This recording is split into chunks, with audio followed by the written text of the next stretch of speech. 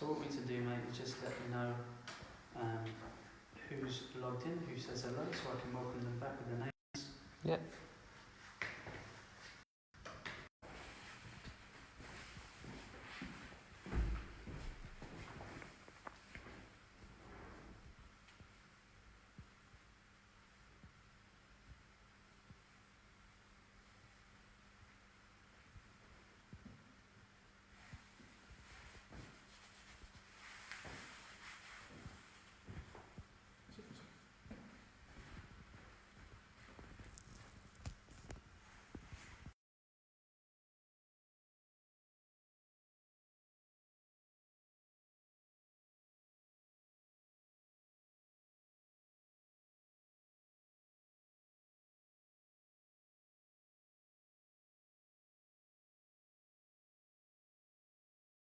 Yeah. Yeah.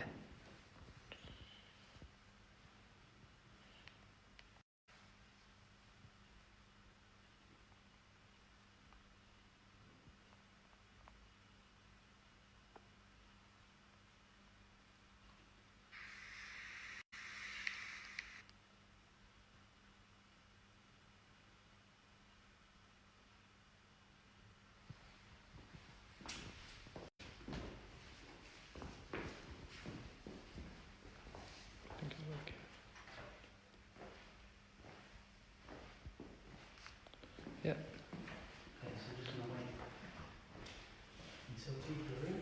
Yeah, should we turn that light on now?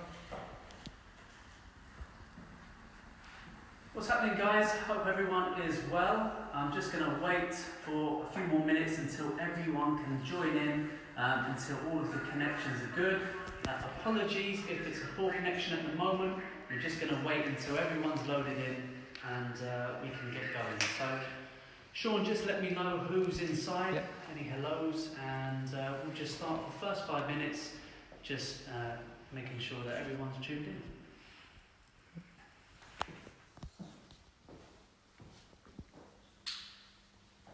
It's better.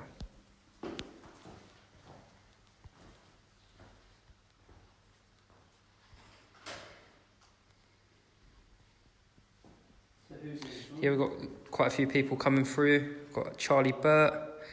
We've got Corey Great Britain. Hey, Corey. Got Hey, Aidan Connor. Hey, Eric Mendoza. Hey, Eric.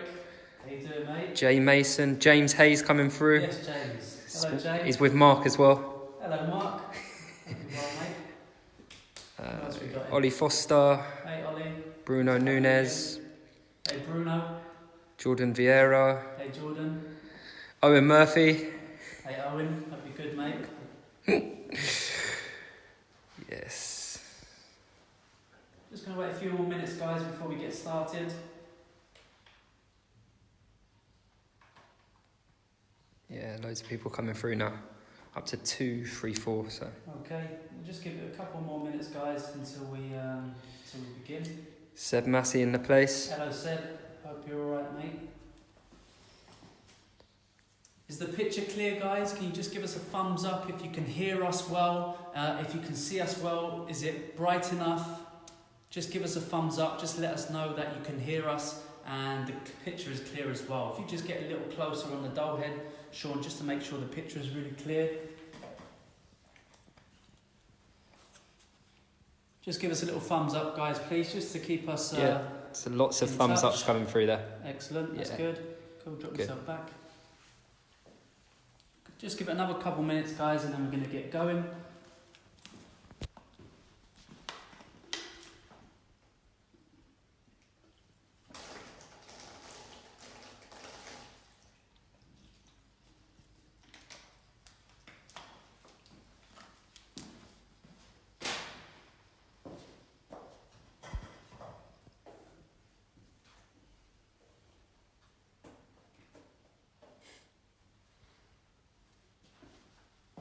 Okay, how many have we got in?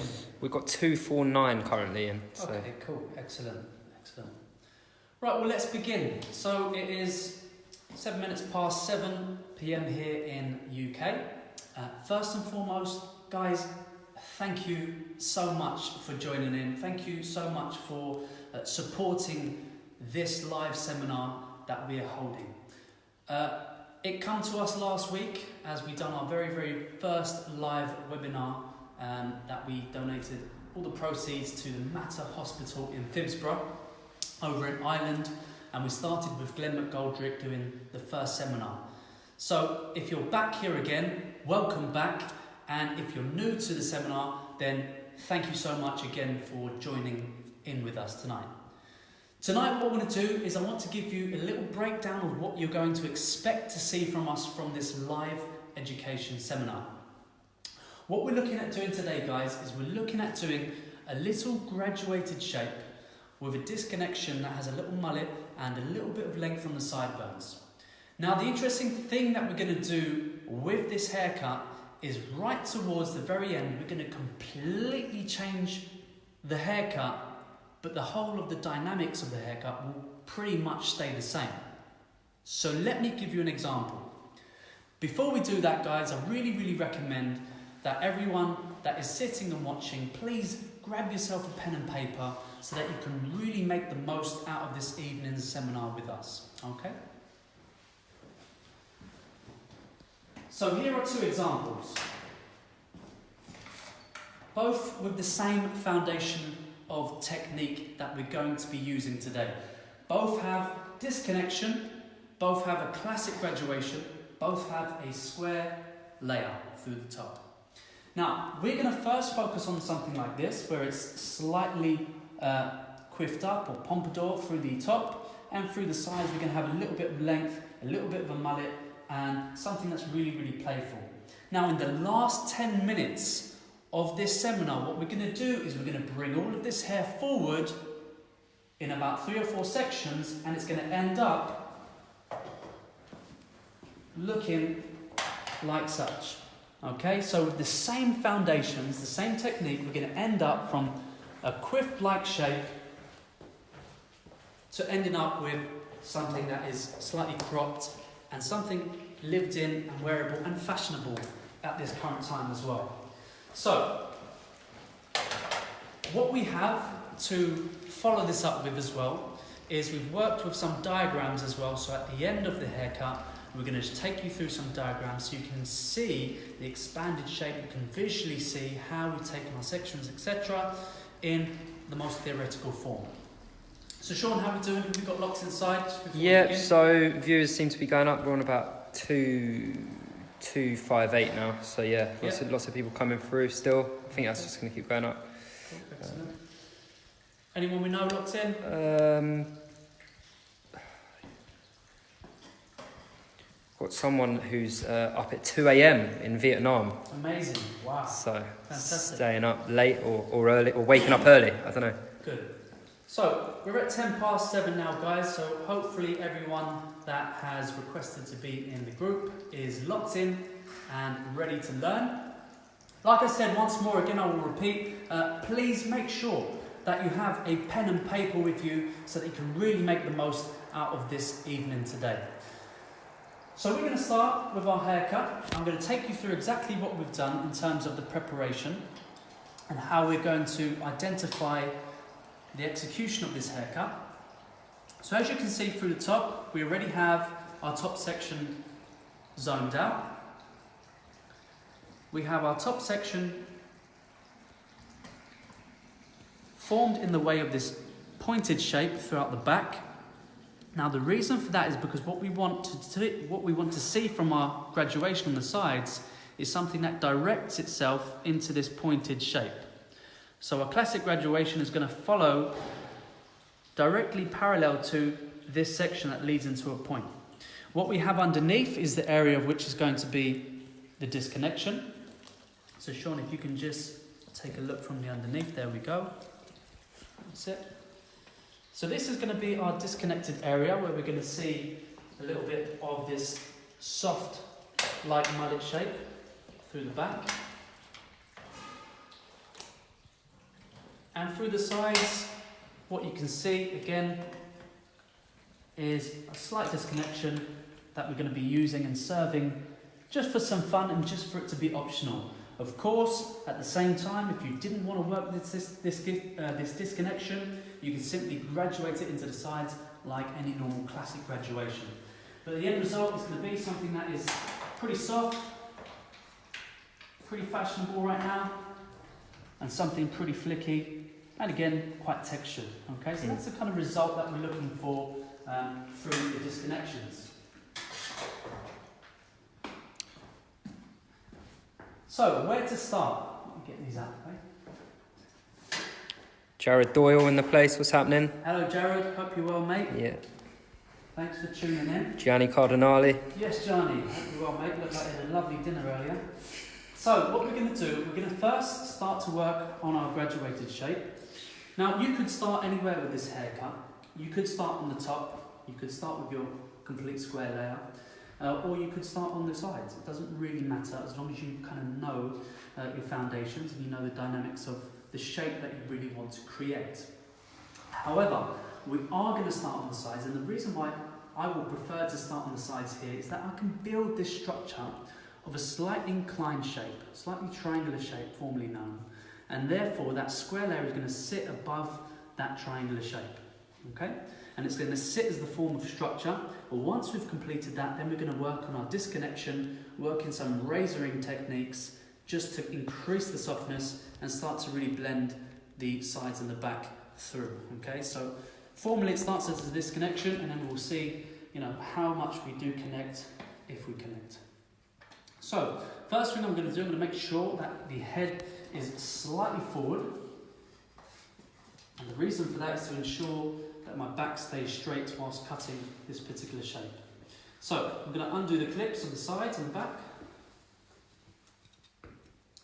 Guys, feel free at any point to ask any questions, and if we don't answer your question, please just rewrite your question, because eventually we will get to it, okay? So apologies if we don't get your question straight away, but we will try and do our best to make sure that we answer any questions technically or personally about what we're doing, our education, or this particular haircut.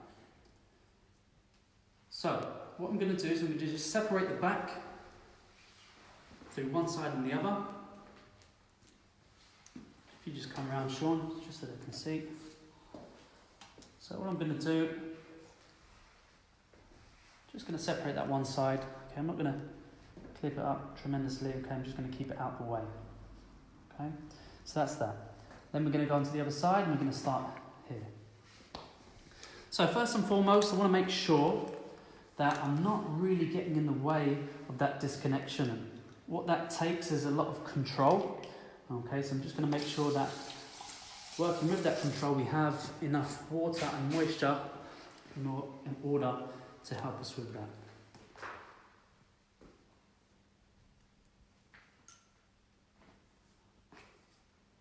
Okay, so what I'm looking at doing is I'm making sure that the direction of the graduation runs in line with which way we want to cut it. So our very first section is going to be a diagonal section, right on the very front, and what I want to do is I want to make sure that we get the same angle on this side and the other side before we take it any further. So I want to make sure that I'm not counteracting in line with the hairline of the ear, okay? If it was any higher, what we'd find is we'd have too much thickness and density on this area at the sideburn, meaning this would look too fluffy and thick. So rather what we've done is made it in line, okay, where there's no hair here at all, and again, it runs again from that hairline down into the disconnection through the back. So our very first section is going to be here, and everything that we're not cutting, I'm just going to ever so slightly groom and just clip away. Okay, so that's section number one. Okay, what we're going to work on is understanding how much length to cut, how much length to leave ultimately. Now, many ways we can cut. If you just want to come over my shoulder here, please, Sean. Guys, please let me know if the camera is in a good position. Please just give a thumbs up or any suggestions. So we have the ability to work something that is a much flatter line, or we have the ability to work in something that is more of an inclined line, okay, i.e. something classically known as something more square or something classically known as something more triangular.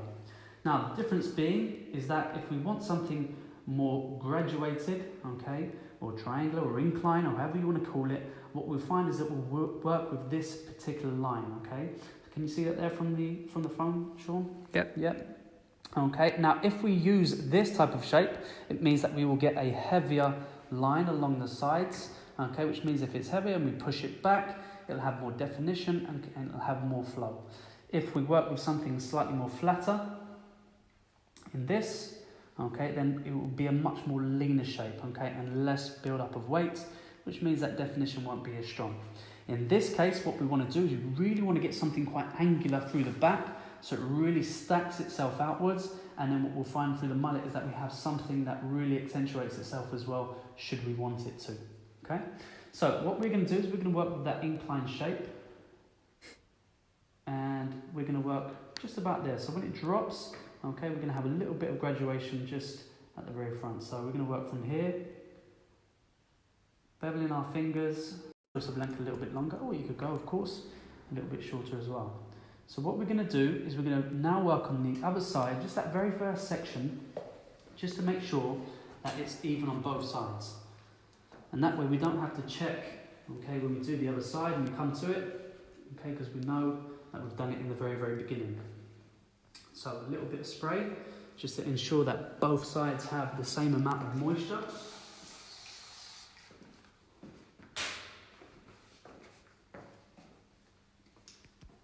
Again, so making sure that the angle is the same. And again, sticking to a discipline level, making sure that this side is going to be clipped whilst we're not using it.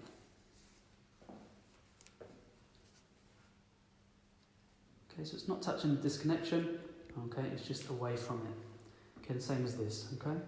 So what I'm going to do is I'm going to first bring my section out, check my incline, there we are. Okay, so what I'm going to do is I'm just going to check the balance on both sides. First and foremost, I'm going to drop my knees, I'm going to check visually. Okay. Rework it if necessary. And you can also check physically with the comb as well.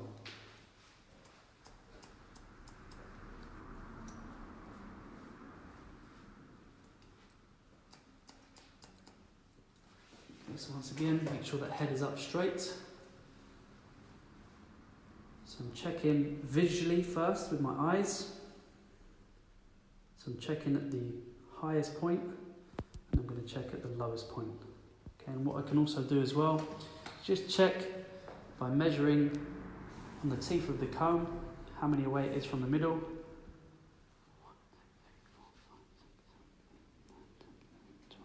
12. And again, the same one here.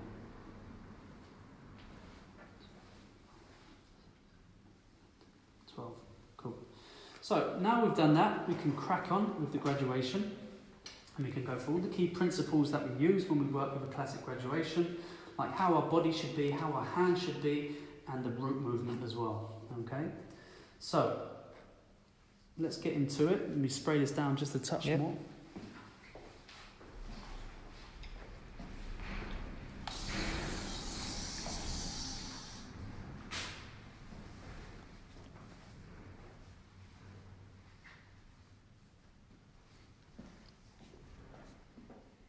Okay, so section number 2, we're going to work in the same way, working with diagonal section.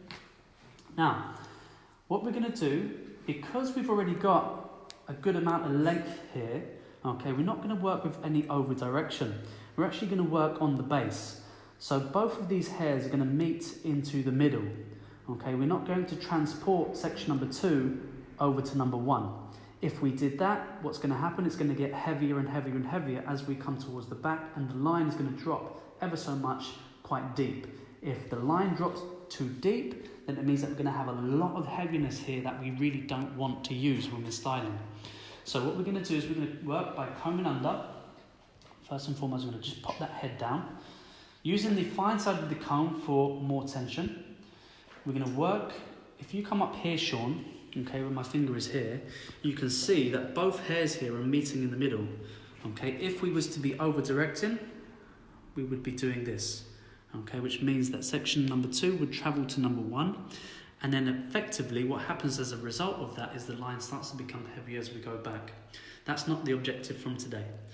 The reason being it's not the objective from today is because we already have quite a lot of length there substantially, okay, which eventually is going to lay down on the shorter hairs.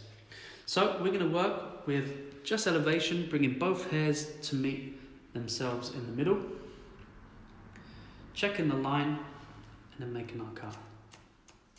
So once we have an understanding of what we want to do, i.e.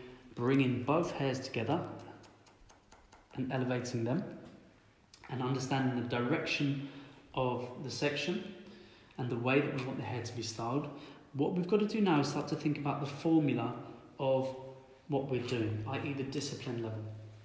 Because ultimately what happens is when it comes to cutting hair, just like anything else, okay, it requires a lot of discipline, and that's how we really are able to master a certain craft. So again, we have section number 2 and 3, okay, and then we have our disconnection underneath. So once more, what I'm going to do is I'm going to take through half of the section number 2, okay, there's section number 1 underneath my hand if you can see it. Okay, so that's how we're entering from there, we're coming in. Again, both coming together, okay, in this way, and we're retracting on that blade. Moving back, making sure that we're not touching that disconnection, getting shorter as we get towards the back with our line that is going from shorter to longer. Okay, so if we pull that down, okay, we're going to start to see a little bit of our graduation form. Again, keeping all this nice and clean and groomed is really, really important, just to understand exactly where you're going with the haircut. So again, section number 4, what I'm doing to save myself from tapping on the disconnection is I'm just working my palm underneath, taking my section to my palm, splitting the hair, and then grooming the rest of it back and out of the way. Okay, so it's a nice way of preventing touching that disconnected area. So again, I'm moving my feet. If you just go back, Sean, and just focus on my body for a second, okay, whilst I work this, okay? As I'm working my section, placing my hand underneath, working the comb in, and then I'm stepping back round into position 1 to gain the length of my section. So once again, section number 4 and 3, they come together, checking the line, making my cut. Now watch what happens here again. My feet moved over 1, take my next section, check my line, and then make my cut. Again, same thing, my feet moves over as I come around to the back of the head, so I'm moving around the head the same way that I'm creating a round shape on the horizontal circumference. So there we are once more, we're starting to see our graduated shape, okay? And we're going to take, once more, a section, holding it and palming it from underneath, taking the section, splitting it, grooming that of which we're not cutting, clipping it away, and then back to position 1 once again. So, now what's going to happen, as we're reaching the rounding of the head, okay, if I place my comb onto the head here, okay, what you'll see at this point of the comb is that the head now starts to round and the comb veers off the head shape. So with this in mind, what's important for us to do here is to start to over direct from this point to the previous section. Otherwise, what will happen is our graduated line that you can see, it will start to rise up and start to get shorter in the crown. Now, if it starts to get shorter in the crown, what's going to happen is we're going to have really shortness here, and it's going to be really short at the crown, it's just going to stand out. So at this point here, what we're going to do is we're going to start to over-direct where the head starts to round into the back, and therefore the line will then start to curve slightly into the back parallel to the pointed shape on the top of the section. So, if you look over the top here now, you'll start to see the other direction that we're starting to place.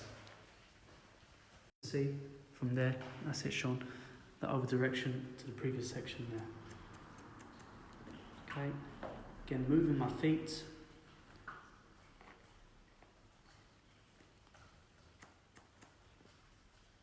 And that's it, so we're starting to work a little bit over direction.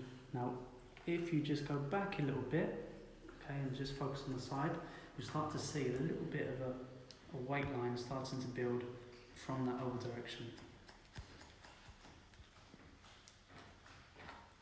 Do one more section, you should be able to see that a bit more visibly. So guys, just a quick confirmation that the sound is okay, everyone can hear me well, and that the connection is good. Just give us a little thumbs up, just to let us know that we're on target, yeah? I'm going to complete this, and then I'm going to show you guys the weight line that we're building.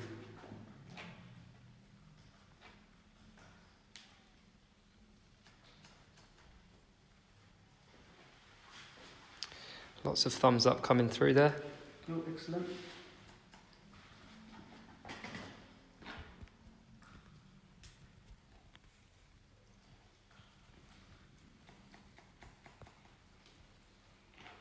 We're starting to really build up that weight line, and you can see the curved line is starting to drop into the back. Okay, so we're starting to have a little bit more movement as we come through. So very, very classic graduation. Okay, just as you do in a salon-friendly barbershop haircut. Okay, working that graduated line. Okay, just before we start to focus on the disconnection. So I've got two more sections here before we work on the other side.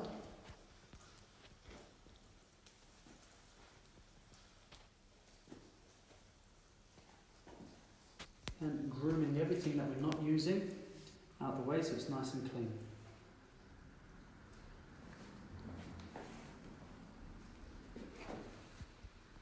So again, working to the previous section.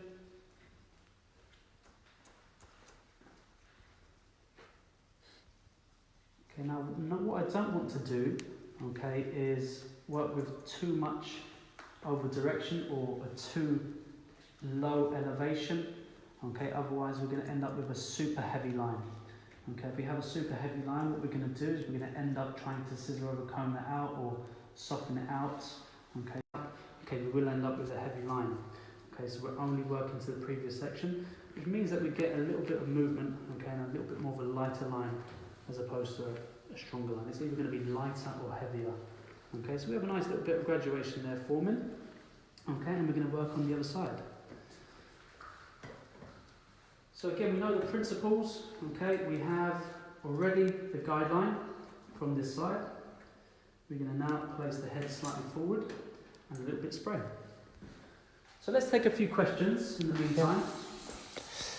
So there was quite a lot of people really asking about over direction and, you know, how do you know how far to over direct? I think you actually answered a lot of that pretty well, to be honest with you. Other questions such as how can they control their graduation? Okay. Interesting question. Good question. How can you control your graduation? So let's have a look at, let me get this section in. Let's think of it like a formula. Yeah? When I say a formula, let's think about instructions. Yeah? So bring the camera to me. If we think about a formula, what we like to use when it comes to how to keep everything controlled is we have a formula that we grip the hair through the fingers. Once we have the grip, we then groom the hair. So from the roots to the ends, everything is nice and clean. Once we have the grip and the groom, we then check the guide, we then cut the line, and then we move on. So let me give you a live example of what we mean with that formula. So here we are, we're going to grip the hair, then from the roots to the ends, we groom it, we check the line of the guide, we then cut the line, and then we move on. Okay, so we're moving our body. if we're moving our body round, then we can expect to get a round fluid shape. What a lot of people do is they will stand here and then they'll start to take their sections being in the same position, and naturally the elbow is going to bring the hair towards the body because this is our centre of gravity. Now if we're doing that, what's going to happen eventually is naturally you're going to start to over-direct it. And if you start to over-direct, it ends up being very heavy in the back. And that's where a lot of people get confused as to why one side is nice and then one side is a lot longer or a lot heavier. Okay, it's because they're not moving consciously around the head. So that's really important, and that's why we try to focus on consistency with the formula, and that's, as a result, answer to your question in terms of how do we control the graduation. So again, grip, groom, check the line, cut, and move on. Okay? So again, if we have a look at the consistency of what we're doing, we're going to hold underneath, okay, just so we can't see the disconnection, okay, we can't touch it. We're going to hold underneath. We're going to take one section, there we go, and again, that of which we're not cutting, we're going to very simply change it over hands, take the clip, and we're going to clip it away. Okay, so it's nice and clean, it's completely out the way. Again, making sure that this head is slightly forward is very, very important for us. As our bodies, if the head is upwards, okay, and we're trying to grab the hair in this way, but we're still trying to create that incline line, what's going to happen is our body's going to do this. Okay, and if we're in the barber shop or the salon, okay, and we're constantly cutting like this, we're going to find eventually we're going to get very, very stiff here. Okay, so it's really important to work with the clients to work for us. Okay, so if the head is slightly forward, then my body stays balanced. If my body's balanced, we're going to get a balanced haircut, and you're going to be injury-free. So again, working with just elevation, no over direction. Section 2 and 3 coming together. Move.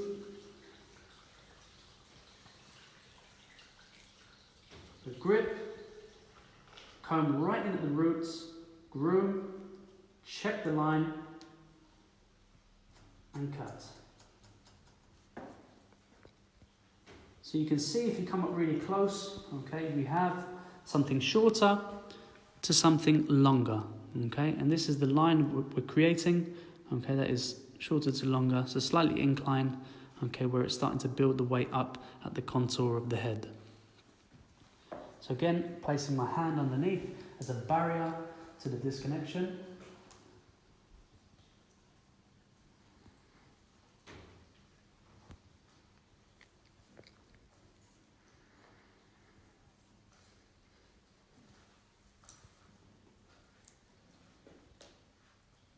There we go, using that head shape.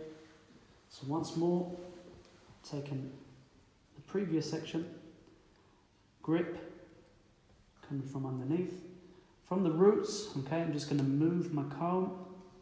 There we go. Check the line. There we are, underneath. Cut. And move. Grip, groom, check the line,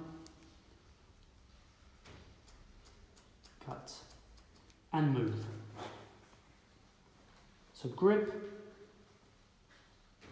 groom, check the line, cut, and move. So again, we're going to continue that process until we finish up and meet the other side. In the meantime, Sean, if there's any more questions that...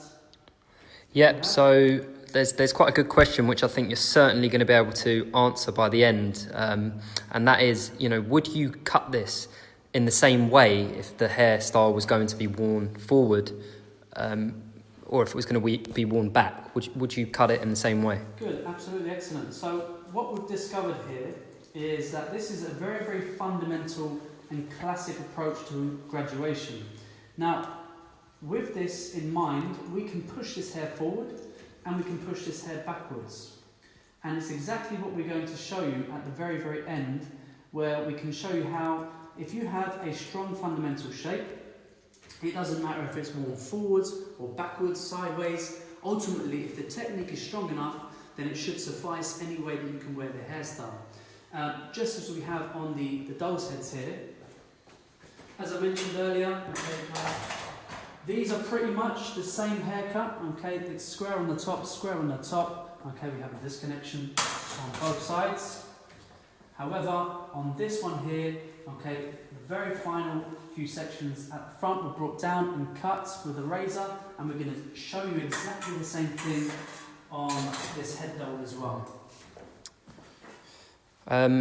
What courses can we find these particular haircuts on? So the courses that we offer, where you can find these particular haircuts on, is either the 1 week course that we have, where we basically go through the methodology that we have at Menspire, and we'll have a specific day which is associated to just graduation, where you can find out about all the principles about, you know, how to hold your fingers, your body, everything here that we will take you through hands-on, and we will correct you and identify where you may be going wrong and where you're going right. Or we have something called Discovery of Disconnection, which is a 2-day course, which is pretty much where you're going to find out how to start to work with, you know, disconnection in a way that you can start to identify your own creativity. Ultimately, if your foundation is strong, then that's naturally the course you would go on to afterwards. So, once more, let's have a little look. We're now at the point here where the head is starting to round again. So if we place our comb on the sides, again you can see that the comb at this point starts to veer off, okay, and the head starts to transfer around. At this point, this is where we're going to start to over-direct to encourage our line, our graduated line, to start to fall parallel to the point of what we have on the top. So making sure that we have sufficient amount of water to aid our control.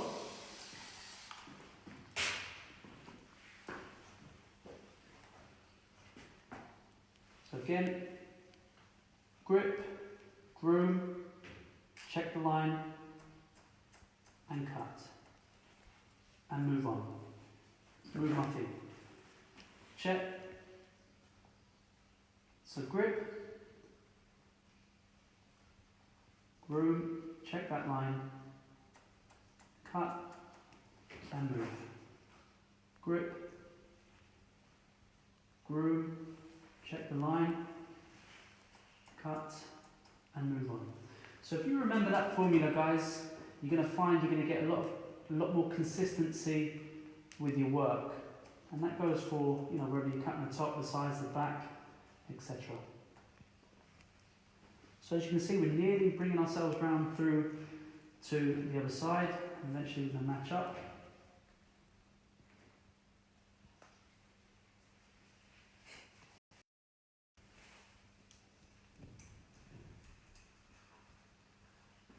So again, bring that head slightly down to help our body stay stable. Grip, groom, check that line, cut the line, and move on. Grip, groom, check the line, cut, and move on. Now naturally what I like to do is I like to hold on to the hair before I move on to the next section, which I'll show you when we get to our next section. And the reason for that is because it allows you to hold the same amount of tension in your fingers. So let me give you an example. We've got 2 more sections here. So let's have a little look. So what we're going to do is we're going to take our section grip, groom, you can see the guide there directly through. So what I like to do is I like to cut my line, and I'll hold that whilst I go to grab the next section. And by doing so, it allows me to maintain the same amount of tension through my fingers. So we're there, and we simply just move over. Okay, by doing so, again, it just gives us more consistency in our approach. Okay, so again, I move my feet. Okay, and then there we go, from there into your hands. Okay, so we know that we're constantly working the same line. Final section there. Okay. Just checking that line of graduation. Lovely. So last final section that we have, okay, before we finish off. And what I want to focus with you guys on as well is just one technique with the comb that I want to work on. Okay, now a lot of the time what people do is they work with the comb in this way, okay?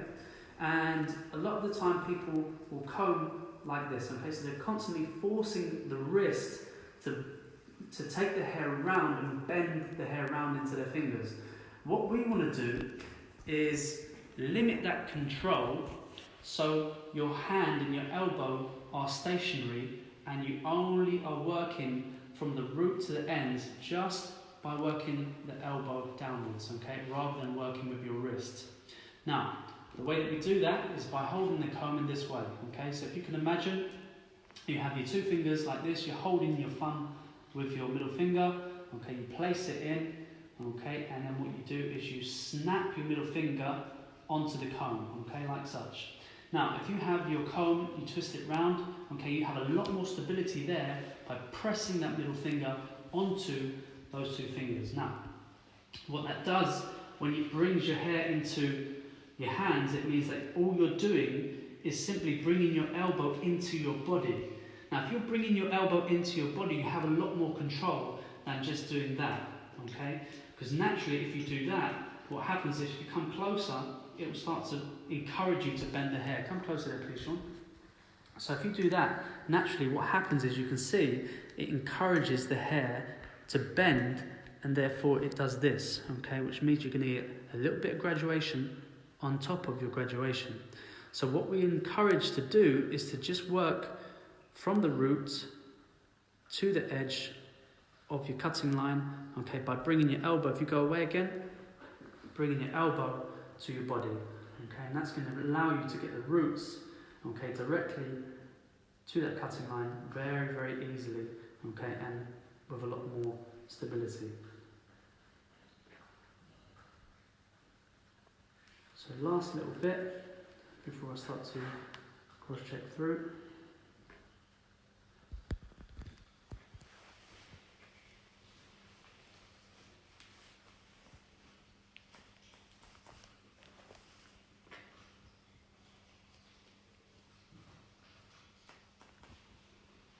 Okay, and then same on the other way.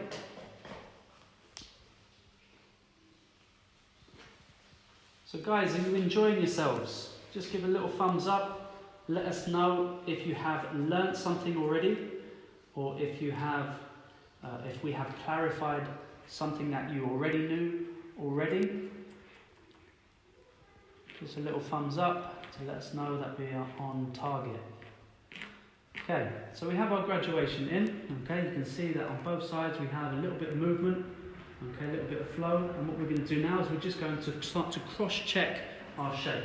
How can we cross-check it? Well, if we're working diagonally, okay, through one way, we are then going to very simply take the comb in the opposite way, and we're going to cross-check our line. So our line again should be slightly inclined from shorter to longer.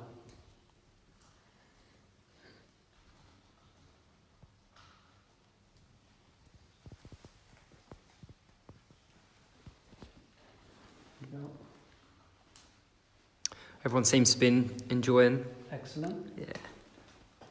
Learned a lot already. Fantastic. Excellent. Names? Mikhail Daskal. Yes, Vinay. Hey, Mikhail. What time is it over there in Australia, buddy? It must be about 5 a.m. Omar Malik will be at a men's by course this year again. Thank you, Omar. Lovely to hear from you. Gage McIntosh. Okay, cool. So just have a little look, guys. We have here, between the 2 points of disconnection, a very classic graduation. So if we push the hair back, it goes backwards really nicely. Okay. And if we pull the hair down and push it forwards. It also moves forwards with a really lovely flow, okay? So we have the ability to move it forwards or backwards. Why? Because the foundation is very simple, okay? It is a incline line or triangular line, however you want to call it, that runs from the external shape to the internal shape, shorter to longer, okay, all the way through, okay? And that gives us enough.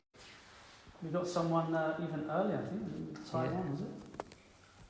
Yeah, 2 a.m, yeah. Cool. Okay, excellent. So what I'm going to do is I'm just going to bring that all down. Okay, we're going to work on that afterwards.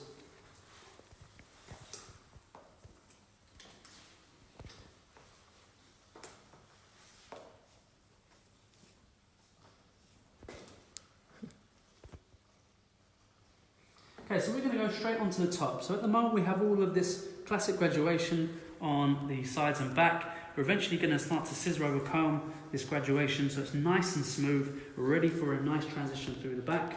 And we're going to start to work on top. So any questions? Yeah, so from Chris Surgeon, just asking, are these type of haircuts popular within the clientele at Menspire? Or do you try and encourage these styles? So, we have a range of clients at Menspire throughout all of the salons. We try to make sure that we are equipped in knowledge to be able to do absolutely anything, whether it's a specific request from a client or whether it's something that we may suggest to the client that might be creative. So it's really up to us to have, you know, a certain amount of knowledge to be able to then, you know, apply it in our everyday salon life. For example, what we're doing here, or what we have done so far, is a very classic graduation, which is something that you might do with someone that has a little taper on the sides and back. In this respect, we're just going to have a little bit of fun with some creativity, just by, you know, adding a little mullet and some sides or some sideburns, just for some fun. If we wanted to, we could zip it off and keep it really classic. So it's all about the foundation, and the more knowledge you have in your you know, capacity, then ultimately you'll be able to do whatever you want with your clientele, providing that it's suitable. Okay. So first and foremost, we have our graduation underneath, and what we're going to do now is we're going to start to work directly into the top. Now, what we're going to do is we're going to work very classically again, working from the central point of the top and into the back. Okay, so again, working one side, completely grooming it nice and clean, clipping it up, and again, other side of the nose, all the way through.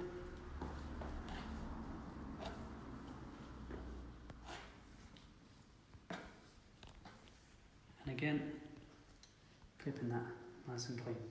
So what we have is a finger's width of a section, okay, that we like to say. So if you can imagine, you put your finger, okay, directly on that section line, okay, it's a sufficient amount, okay, that we have for the width of just one section. So from there, what we're going to do is we're going to look at the point of where our graduation left off. So I'm very simply going to just part the crown, raise that up, twist it away, and we're going to look at what we have right here. So we have our graduation. Okay, there's the point. Now what we're going to do is we're going to start to round this up from that, and then it's going to go into this square and flat shape through the top. Okay, if we was to work, okay, this graduated line here, okay, straight into something square, you can see, okay, it'd be very short. Okay, and that's not what we want to do, not unless we want to create a flat top, which is not the objective today. So what we're going to do is we're going to follow the head shape here. Now if we follow the head shape here, what it's going to do, it's going to allow us to have that fluidity.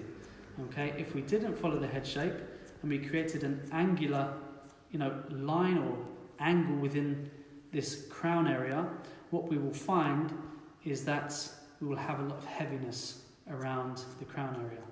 So right now you can see that we have something that is following the head shape, i.e. if I put my comb here, bring it out, okay, we have something that is fluid and an angular.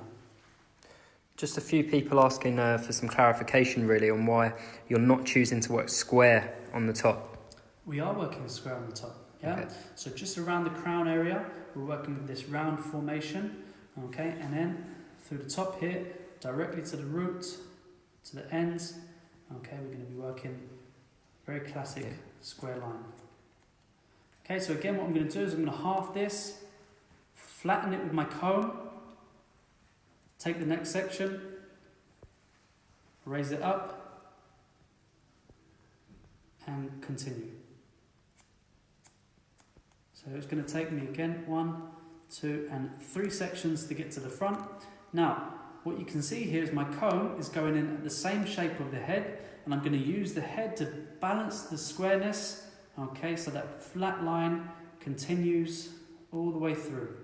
So there's my guide, as you can see. Now, the interesting thing is here, you can see that the length of hair starts to increase. Okay, now with the length of the hair starting to increase, you can see that the difference between the front and the top, okay, there are 2 completely different lengths. This length here is shorter, this length here is longer. However, okay, if you pull them together, you'll find that they are completely one same flat line. Okay, so we're going to continue.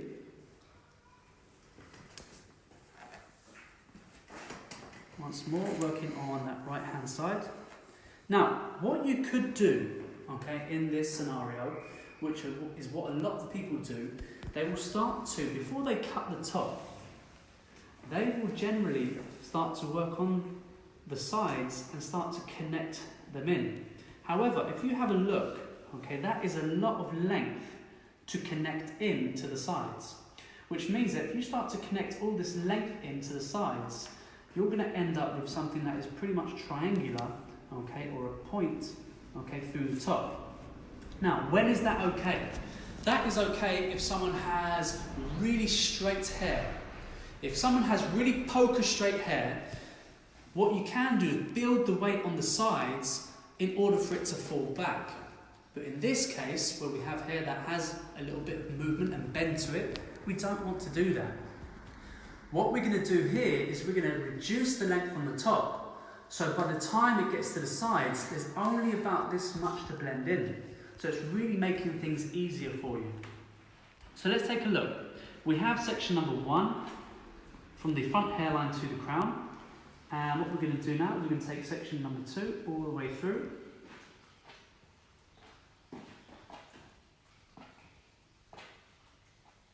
So again, everything that we're not working with, we're going to clip it up. And what we should have now is about 2 fingers width sections. So we have section number 1 that we've cut and section number 2 that we haven't cut. Okay, so that should be naturally the amount of width that you should have per section. So what we're going to do is we're now going to work on the base. Okay, so both hairs here are going to meet in the middle. The reason being is because at the moment between, let's say, 3 spaces of hairs, or fingers, okay, the surface of the head is pretty much flat, okay? So if I put my comb on here, you can see where the head starts to round off, okay? So we're going to work on the base with 2 sections, either side of our central section, before then working with over direction, okay? So I'm going to take you through it. So section number 1 and 2 are going to meet together. First and foremost, we're going to work on that crown area.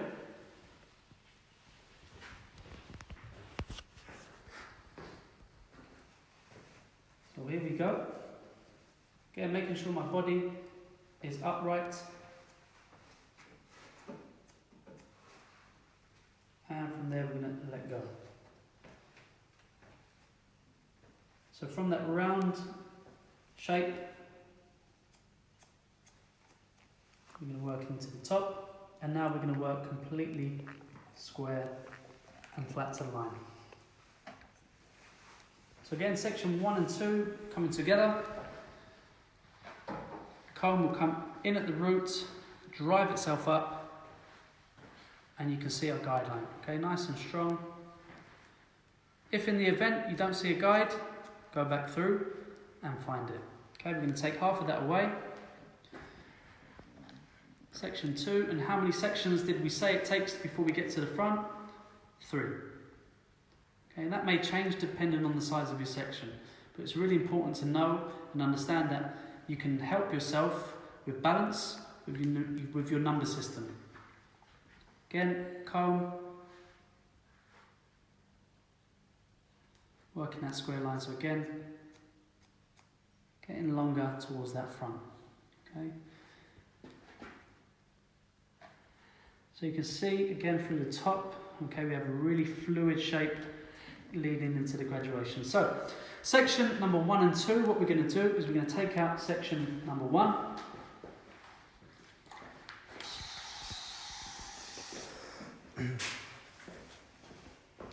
Section number 1.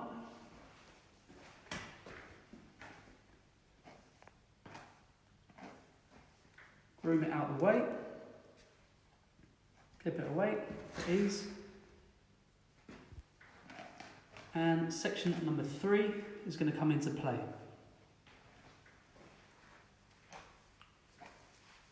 Again, what we're not using, keep it nice and clean, okay, keep it visibly clean so you can see that we have section 2 and section 3. Okay, now at this point here, section 3 is going to travel to section number 2 in order for us to start to build this flatter, leaner, squarer shape throughout the top. So again, at the crown area, section it away, and we're going to continue working that rounder shape, that fluid shape through the back.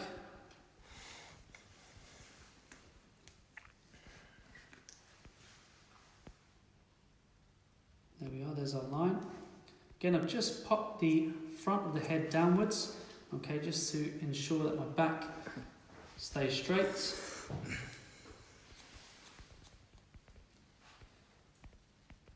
Okay, once we're there, bring the head up.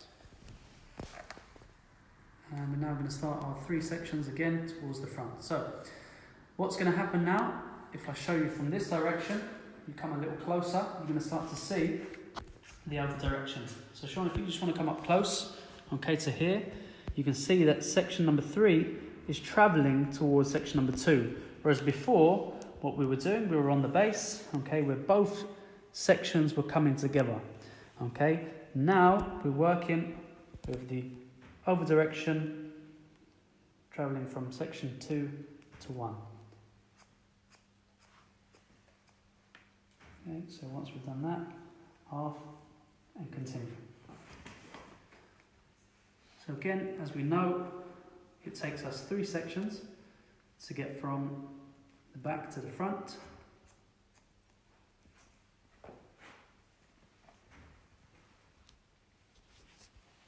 Okay, question? Yep, so can we explain the difference between elevation and over direction? Absolutely. So, if we think about elevation, okay, elevation is the extent of where the hair is lifted away from natural form. Okay, so for example, at the back, at the nape, okay, right now, everything here is at completely natural form. The moment that hair is lifted away from that natural form, the hair is in a state of elevation. So in this case, on the top, okay, what we're doing is we're working section 1 and 2 together, okay, where both hairs, if you look at me, imagine that my shoulders are the roots, okay, and if we bring the hairs together, okay, both hairs are in a state of elevation, okay, which means that when the line is cut at the top, okay, both hairs will be completely even. Now, imagine over direction, okay, my shoulders are the roots, okay, if we place this section, okay, or this hair over, okay, and then we chop at the top, okay, by the time we release, what's going to happen is if the head is on a flat surface, okay, naturally what's going to happen is this will rise and start to become longer.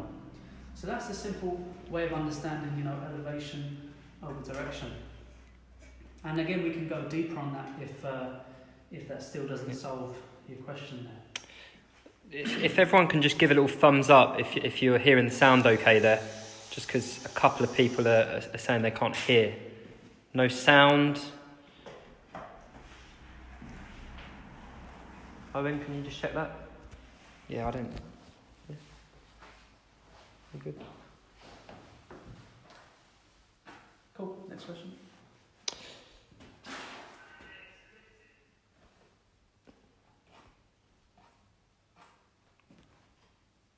Yep, sounds all good. Thumbs up coming through. Great. If I cut the top with horizontal sections, will the result be the same? Good question. So you can certainly cut the same shape with horizontal sections, absolutely. It really just depends on what you want more control over. As we know, we have a three-dimensional shape, and let me finish this section and I'll come on to it, but ultimately you can certainly achieve the same haircut. What it means ultimately is, let's say you're taking horizontal sections, okay, and you're combing and bringing it up this way. Okay, naturally, what you want to do when you get to the point where the head starts to round here, okay, you will start to over-direct the sections towards the front. Therefore, it will start to increase in length, meaning that you will continue to get this flatter shape, unless you start to over-direct a lot more, which then means you'll start to get the incline, triangular shape. So, yes, certainly you can work with horizontal sections. It just depends whether you want to control, okay, this shape, okay, as your main form of distribution, or whether you want to control this shape as your main form of distribution.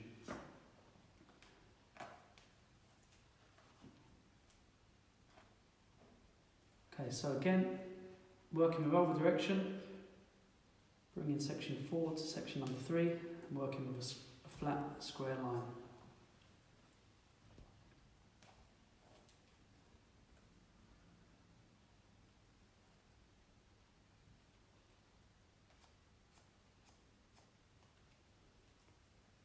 Okay, there we go. Lovely. So we will just check if there's any more to come off this side. I think there'll be one more.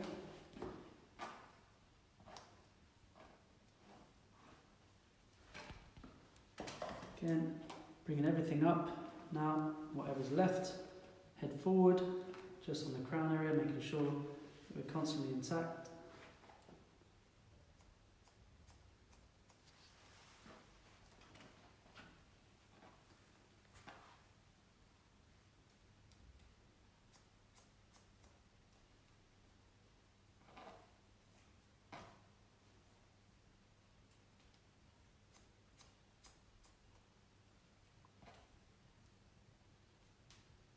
Okay, that's it. So we have one side complete. So before we work on the other side, what we're going to do is we're just going to bring it all back and we're just going to cross-check through. So again, a little bit of spray.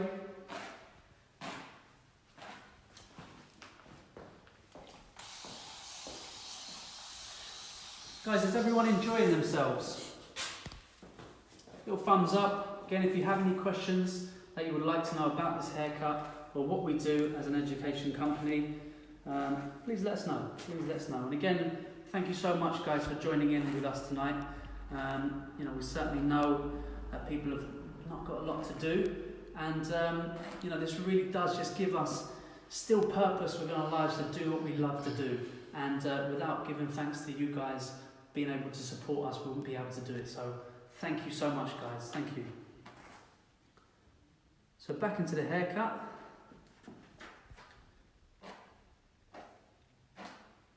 Now, checking horizontally, raising the hair up from the root, checking that we have one clean and flat line. Checking all the way through. So, comb directly at the root.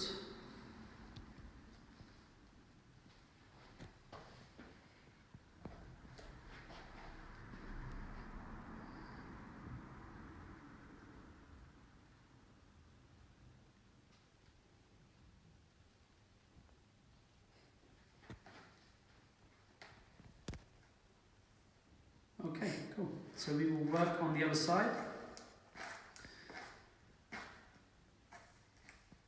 So back to the centre, and what we're going to do, take one central section, groom everything away that we're not using,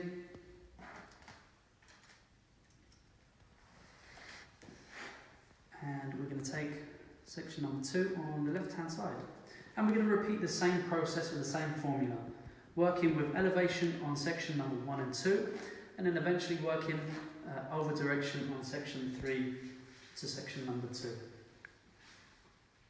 So Sean, if you have any questions there? Yep, so lots of questions coming through about mannequin heads and where can the guys purchase a good male mannequin head? Excellent, wicked. So we have just launched our own range of mannequin heads, and you can find them on our website. I will put a link in on the Facebook group where you can purchase them from, and it's exactly this one here that we're using today. So, you know, if you would like to, recreate what you see here today, then absolutely be fantastic. And please tag us in whatever you do recreate, whether you use our mannequins or someone else's. That would be fantastic. So, guys, as well, please feel free to, take pictures or a snapshot of your study, and feel free to share it with the world. It would be great for you guys to show, that you're still learning in your time off and in your kind of downtime. There's a lot of people out there who, work in the same industry as us, but, sadly they're not as motivated or inspired like you guys to be able to continue your learning. So one thing that would really help us is if you take a little snapshot of your studies, of this particular live or your notes, and place it online, tag us, and we will repost you. Just spread the news that we're doing live seminars, and we're trying to do as much as we can to sort of share our knowledge. When we know that people can't come and study with us, so it's an interesting time that we're going through, but that doesn't mean that we have to stop our learning.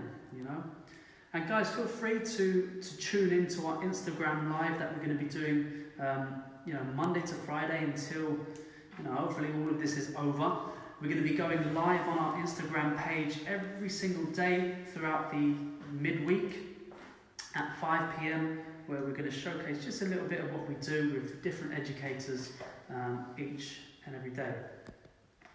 In the meantime, we will be back here with a live education seminar next week, back over in Ireland with Glenn McGoldrick, who took the first one. And again, you can put your requests in, whether you want to see anything specific during these live seminars. I'm pretty sure that he's going to be focusing on like a triangular crop on the next one, so that would be fun to watch. But yeah, feel free to drop any requests of what you kind of want to see and what you want to learn in terms of what you see here with us.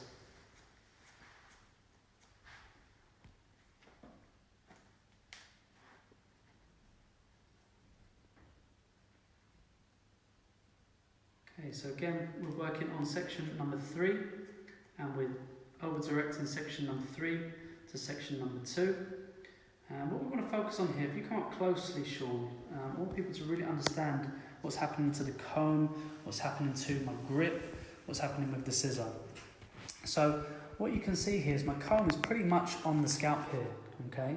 So maybe if you just come directly, okay, from the top. What's happening here is, if you see my middle finger, okay, my middle finger is pressing on the comb.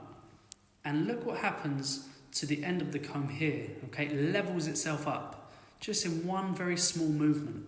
So instead of us just doing this and bringing it up, okay, and what you might find where the roots are slightly skew width, okay, what's happening is if I get my comb directly in here, whilst I'm pulling on here, and I press with my finger, okay, naturally I can get myself into the position where I'm nice and square, and you can see our roots, and you can see our guideline directly through the fingers. Okay, so it's a nice sort of technique just to ensure that we work really working with precision all round.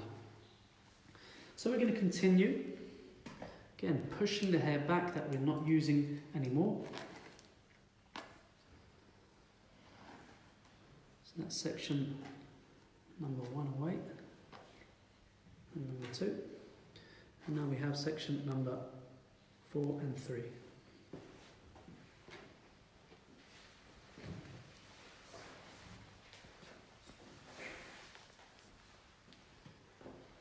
So you can see, guys, I'm actually standing on the same side throughout. And the reason for that is because I want a consistency in the approach, which ultimately will affect, my balance and keep my balance, nice and stable. Whereas if I work on the other side, which is still possible, okay, you might find that some people come over this side and then start at the front. Again, still possible. Something that you want to be aware of is whether you're pushing or whether you're pulling. Okay, so for example, on this right side, we were pulling with an over direction. Okay, we were pulling with an over direction. On this side, we must be conscious that we're pushing with our over direction. Because if we continue to pull here, what's going to happen is naturally we're going to start to follow the head round. So you'd have one square line and you'd have one round line. Okay, and then again, there'll be no balance. So it's really important for us to understand that on this side, we're pushing. Okay, so ultimately what's happening is section 4 is coming to section number 3. So any questions in there?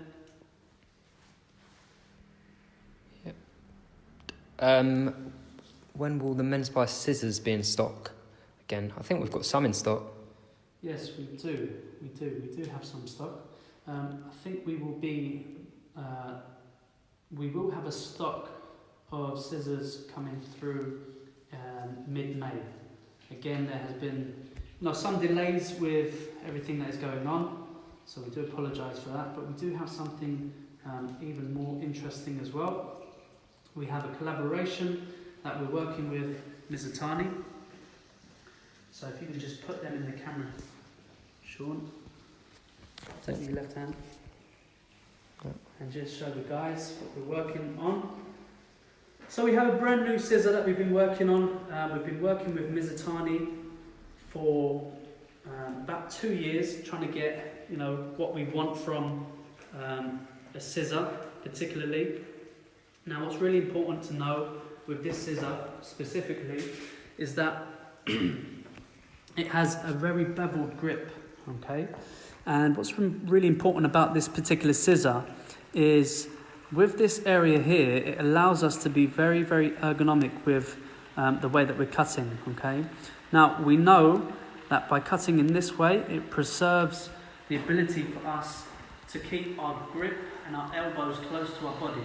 Now, a lot of the time what's happened is, or what has happened over the course of years of cutting hair, hairdressing, barbering, okay, we're constantly like this, and there's absolutely nothing wrong with that, but ultimately we're constantly putting pressure on our shoulder, okay, whereas if we have the elbow down, okay, and our shoulder is relaxed, we can move with our thumb in this way, and ultimately we can keep a nice stable position when we're cutting hair. So the reason why we have that ability there is so that we can use the scissor in a much more ergonomic way. Again, you can place your thumb underneath should you want to reverse the scissor.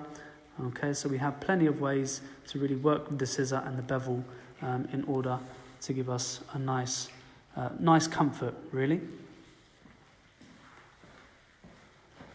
So again, if I just show you an example.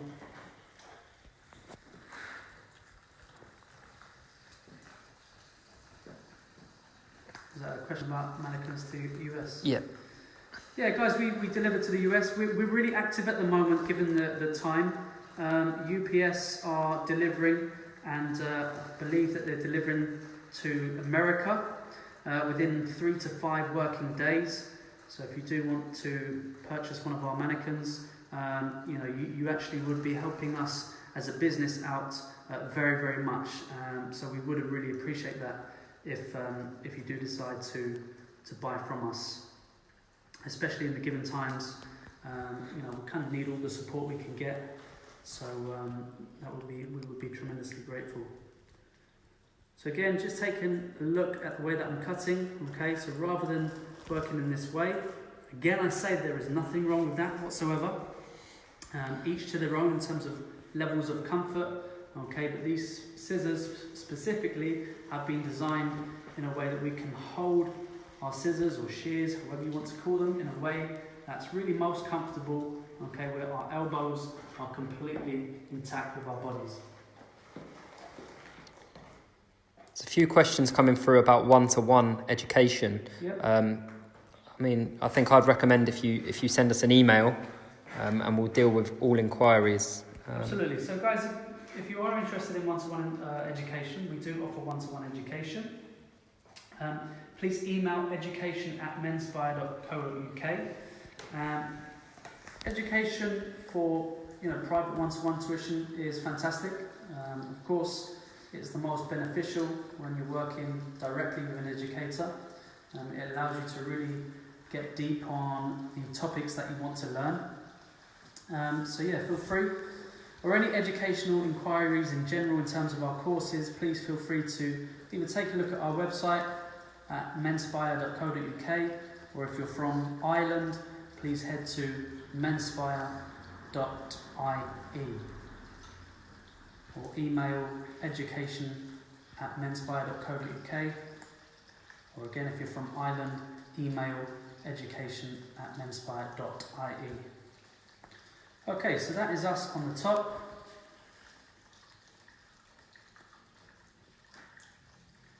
Josh, just one question about how you would connect the top if you've got a reactive crown or a tricky growth pattern there at the back. So if you have a reactive crown with hair, let's say that is, maybe it's really, really straight. Most likely what we want to do is work with less tension, which means working with the thicker side of the comb and working with a slightly lower elevation.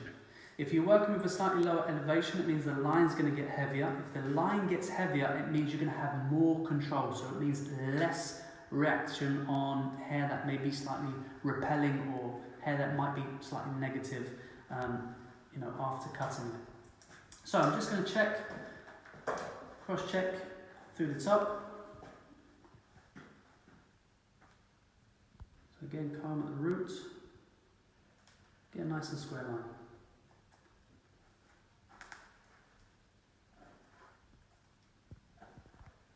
So again, as I've worked with vertical sections, I'm now going to cross-check the shape with horizontal sections.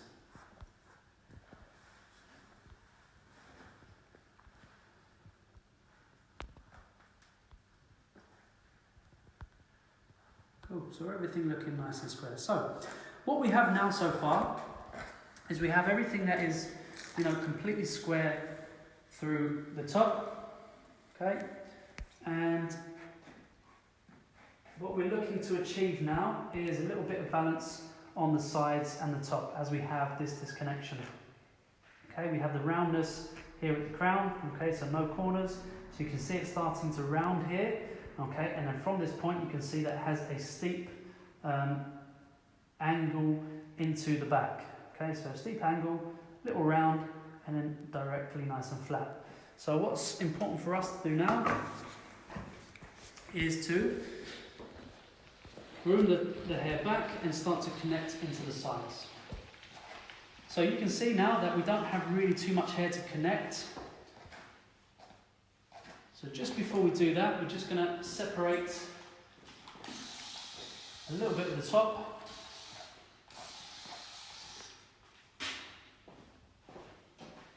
And the way that we're going to do that is we're going to work from both corners of the recession to the highest point of the head, okay, directly in the center. And everything else we can start to connect.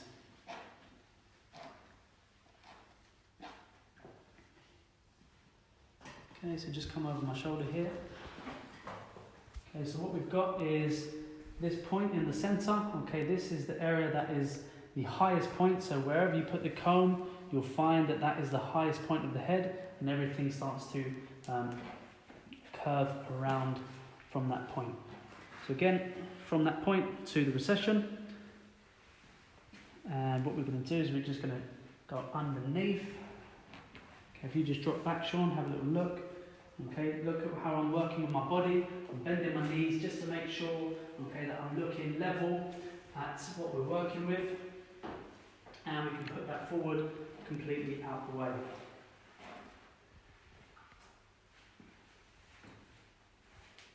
Okay, so on the sides, what we're going to do is now just going to simply connect the sides and the top. Now we have three ways that we can connect the top and the sides. We can work with a complete horizontal section. Okay, bring it onto the sides. We can work with a vertical section, working in this way. Or we can work with classic diagonal section, working in this way. Now, each of these ways will have a different result. For example, if we work with a completely horizontal section and we bring the hair onto the sides, okay, what's going to happen is we're going to create this line, and it's going to be a heavier line, so we're going to have more weight, a building of weight. If we work with a vertical section and we bring the hair out, okay, we're more likely to find that we will lose some of the weight. Okay, and if we work with a diagonal section, we will find that we will have an equal distribution of weight and length. So this is exactly what we're going to work with. We're going to work with a diagonal section, okay? And the reason for that is because, of course, we want an equal distribution of weight and length, and also we want to ensure that when we're styling the hair, it's falling to the shape of the section. So one thing to really understand is that, when we're working with hair, the hair will fall to the shape of the section every time. So when we let go, naturally we want the hair to fall into that particular direction. Okay? So come and get a little close up on this one. So section number 2, working the diagonal section. So you can see where we've left off. Checking the line. Okay, so when we let go, we kind of want it to fall and flow in the way that we've been cutting it.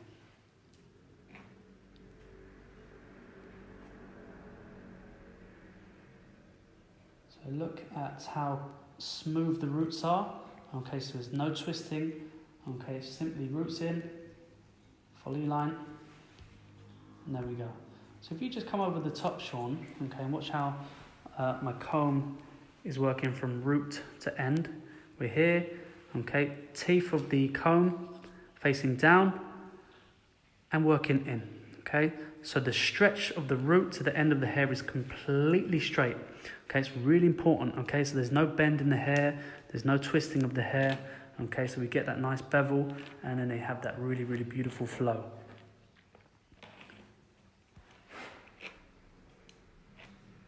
Okay, so here we go again. There's my comb, there's my grip. Take a snapshot if you need to, take a screenshot, okay, if you need to really get the picture of how I'm holding it, okay, and how we work from the root to the ends of the hair. From here.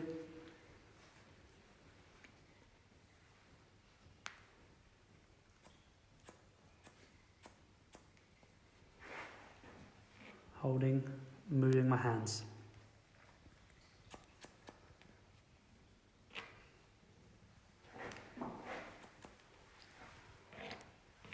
Okay, so you can see we're starting to build that weight line, okay, which is going to give us a lot more movement.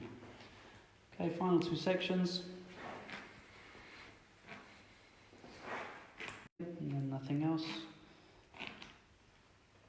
And final side, hairspray, water spray.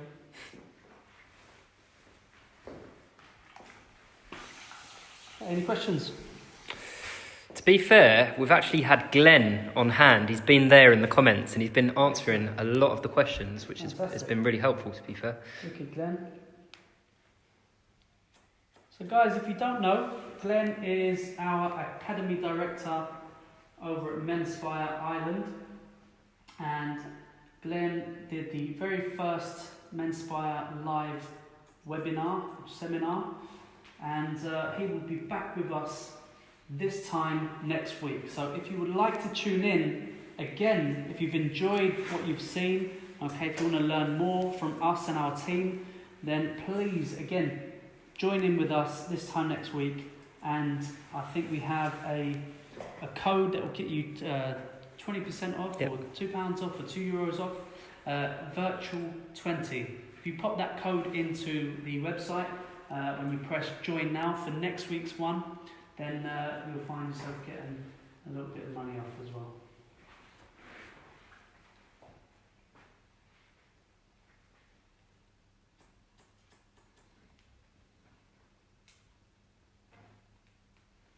Anything else? Any other questions? Yeah, could we show an example of over-directing more than the previous section to one point? Sure. So for example, if you come around the front of the top here, what we're doing is we're now working to the previous 1 and 2 per se, okay, and you take section, or let's say 2 and 1, and you take section 2 to 1. If you come around here, Sean, this way, okay, you'll find that we have occurring here, okay.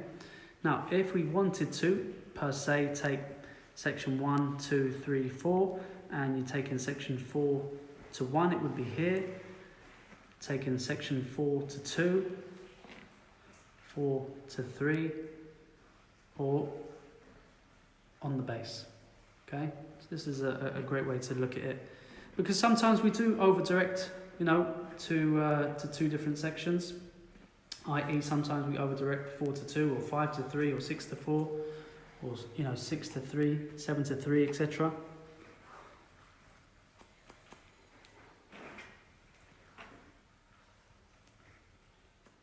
Ciao Luca. Which one's that? Parillo. Yes, Luca. Ciao, bro. Speriamo che stai bene. Okay, so here we have our shape. Okay, we have all the classic fundamentals of a graduation and a square layout through the top. So just before we get onto the disconnection, I'm just going to pop that back. Yes, we did touch on this very briefly. If we connected the sides before we cut the top, okay, there would be a tremendous amount of hair to connect, because the hair is like this before. So if we over-directed all of that hair, we cut it off, first and foremost we're doing a lot of work, but then the end result means that if you over-direct from the centre all the hair out, when we expand the shape, it will cave it in like such, okay, which means that we will lose, quite a lot of the corner from that front. So ultimately what we've done is we create that square shape through the top, horizontally square, vertically square, okay, so we've reduced all of that length, so when it came to actually connecting in the sides to the top, there was only about that much length, okay, making it a lot easier for us to handle the hair itself. So as you can see, I just want to show you guys the blending of the shape, okay, you can see, okay, that there's a really nice flow at the moment, okay, from the top into the sides, okay, we have that really nice sort of connecting flow through the sides and back, okay, so at the moment that's what we have. So let's now start to focus on this mullet area, okay, this disconnection. So again, we're going to spray it all down.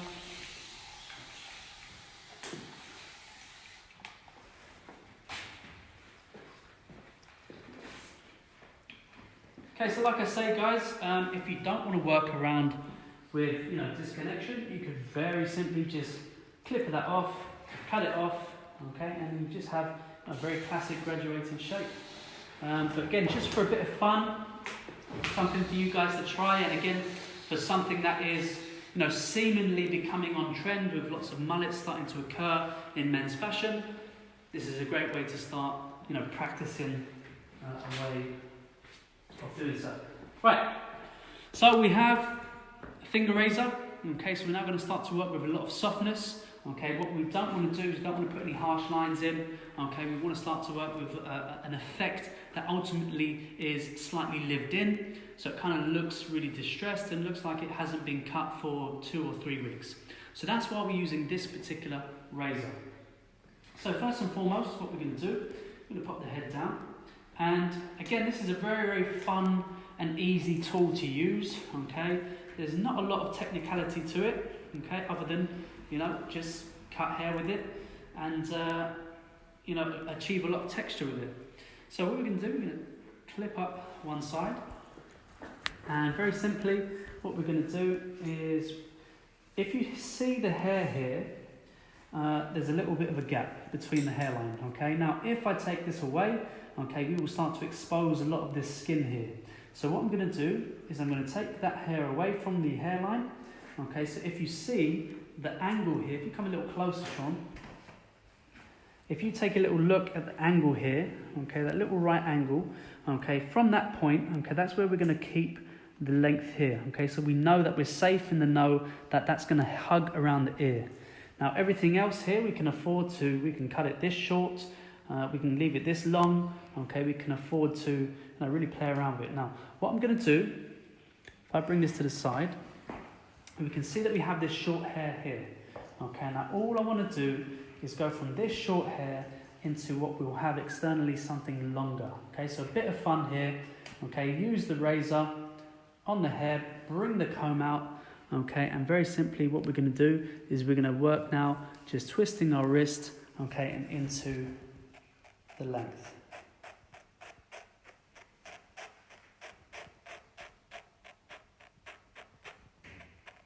Okay, so there we go. So here what we have, okay, is something that ultimately is blended into length from that shortness, okay? So if you look at it from behind, you wouldn't even be able to tell, okay, where there's a disconnection or a differentiation in length, okay? It goes from this shorter to longer and shorter to longer. Again, we look at the side, okay, shorter to longer and shorter to longer, okay? This has a more scooping action, this has a more incline triangular action. So again, same thing on the other side. So again, what we're looking for, guys, if you can remind me or remind yourself, we're looking for that right angle, okay, and we're going to take a vertical section right by that right angle, okay, we're going to leave this hair out just for the moment. And then we're going to do the same technique.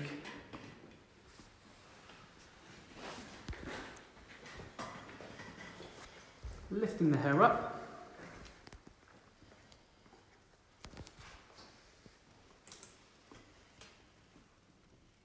Okay, again, when we're working with the razor, you know, there's no such thing as a precision. Okay, ultimately we're looking for texture, movement, separation. So from the top, okay, we're just twisting the razor. Okay, we're going from shorter to longer. Okay, so there we go. Lovely. Pop that down. Okay, so we're not looking for any strong outline per se. Okay, we're just looking to just take it down, a little softness, okay, but flatten into the head shape. Okay, now these two corner bits, okay, now we can start to work with the external shape. So if we want, we can sort of strengthen it up just a little bit. Okay, so what I can do is I can place the back end of the comb onto the neck and start to shorten the external shape.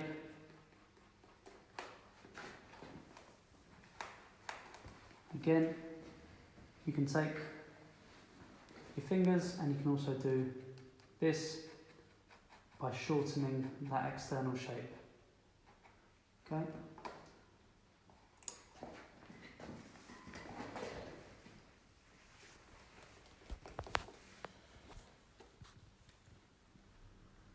So again, a really, really fun way of working, okay, to get a kind of lived-in effect.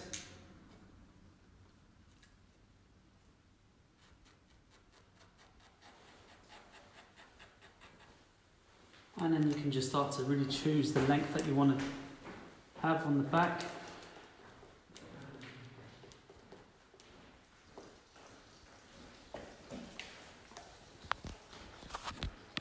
And we'll come to that when it's dry as well.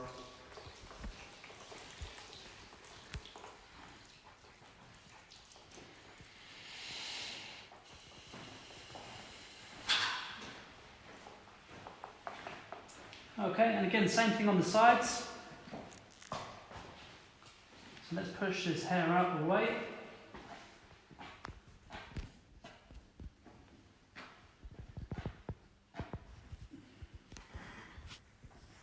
Same thing, same principles. You know, ultimately lifting the hair up,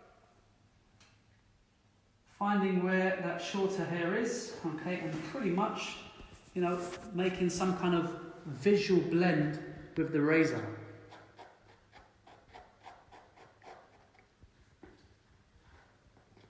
And that's it. Okay, so something kind of soft.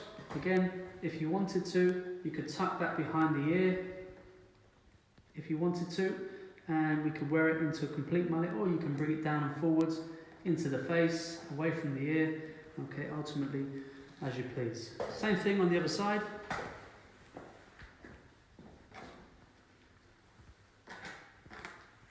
So again, a lovely bit of fun to work with.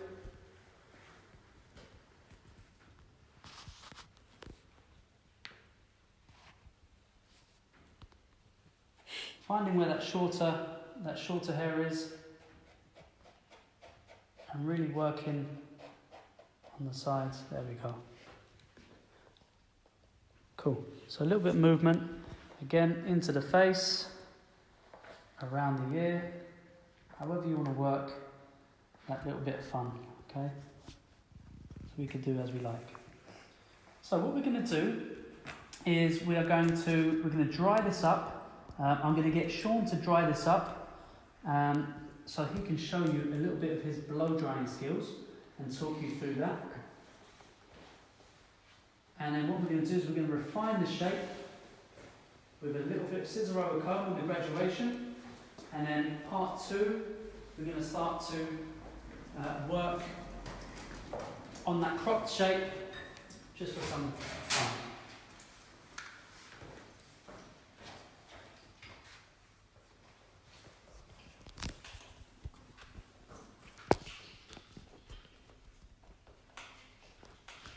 I'm just personalising that area. I really want that to swing it forward.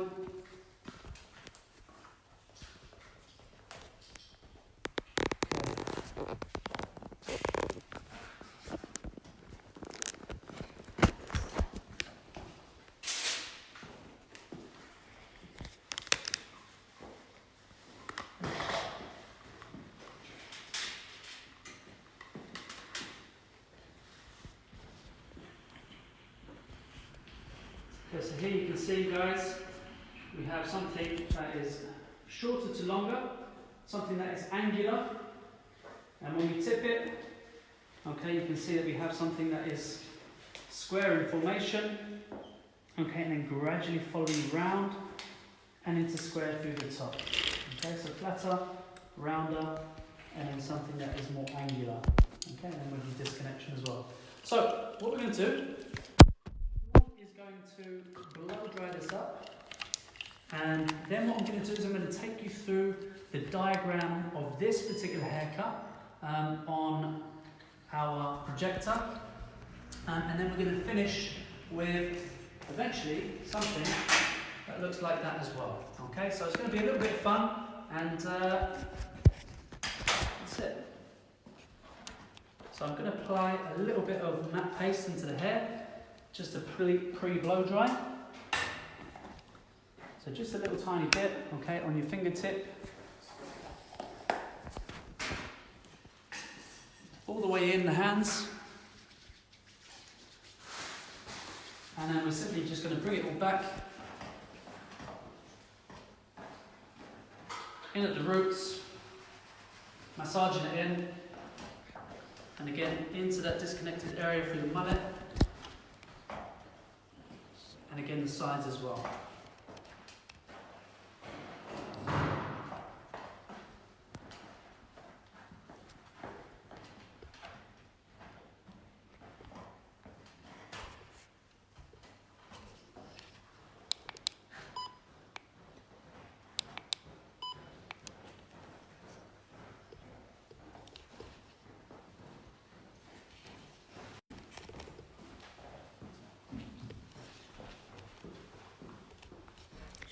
this to so stay. Video, so you'll be able to rediscover the techniques that have gone into what we've seen tonight. So feel free to try some of this at home and on your mannequins, so we can continue to develop. So what I'm going to do now, first and foremost, is I'm just going to start to place it into the style that we want to create. Okay, through the top, we're going through the sides and the back.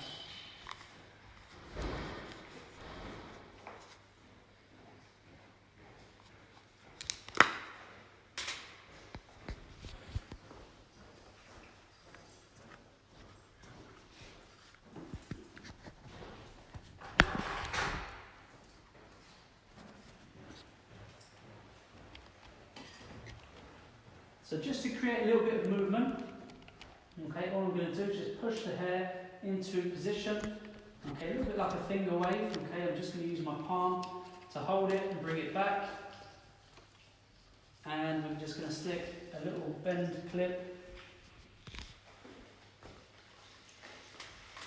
okay, and then we're just going to keep that movement, okay, sitting nice and natural.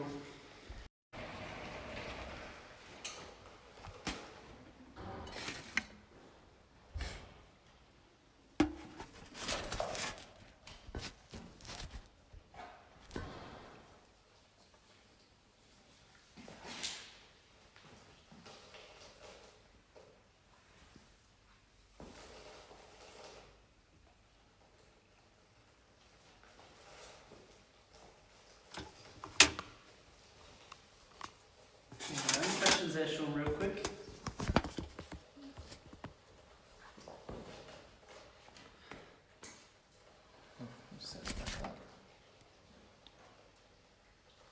Okay, so Sean, dry. I'll be back.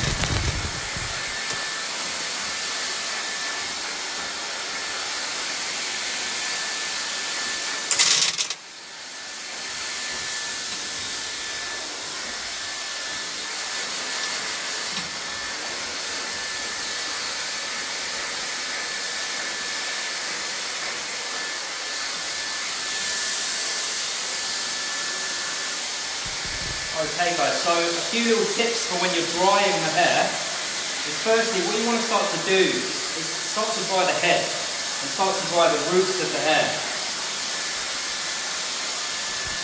Also, one thing that I like to tell a lot of my students is, when you start to dry the hair, go back to where you first started cutting the hair. So in this instance, the hair started to be cut through the sides, so we're simply going to go back to that area and start to dry that side before then going on to the other side and repeating the same process.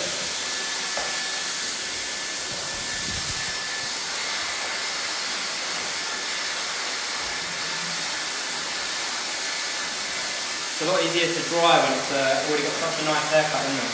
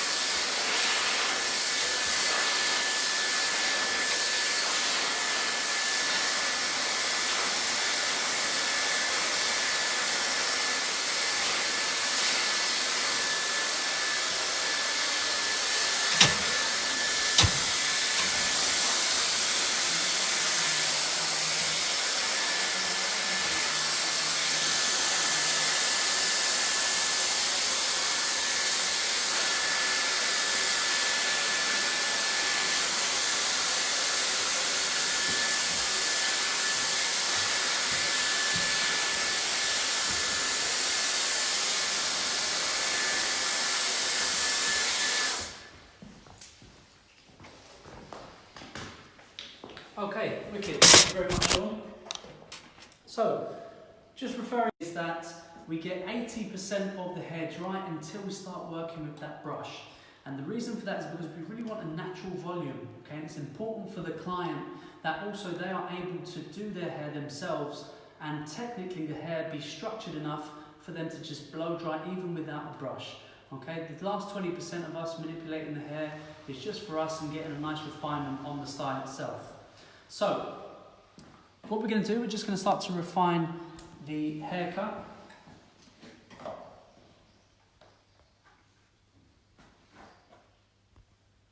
So you can see we have a really lovely, beautiful kind of pompadour shape. Okay, again, choice of length being very, very important here for you to get that really kind of beautiful bevel and bend and volume inside the hair. Okay. So first and foremost, what we're going to do is we're just going to start working on some texturizing. So again, very similar to the way that we cut in the first place, working with vertical sections.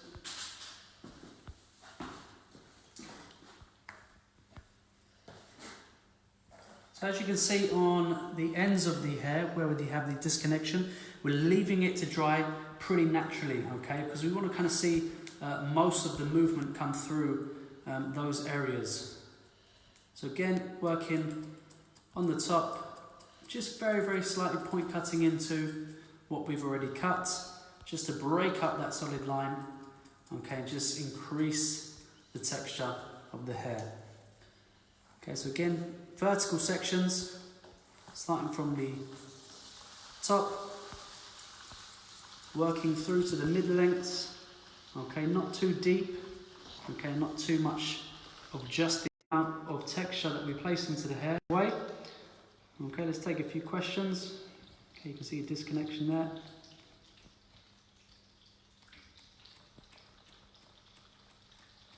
Was product applied before the blow dry?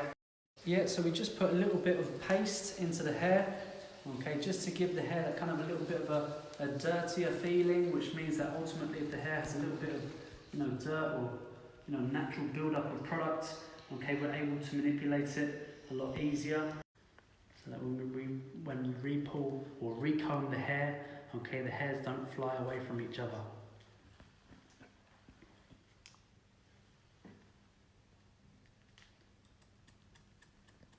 Okay, so when we're working on this separation, okay, we're expecting the hairs very simply to just work away from each other, okay, like such. Okay, when we enter the scissor through the hair, what's happening is it's dividing the hair.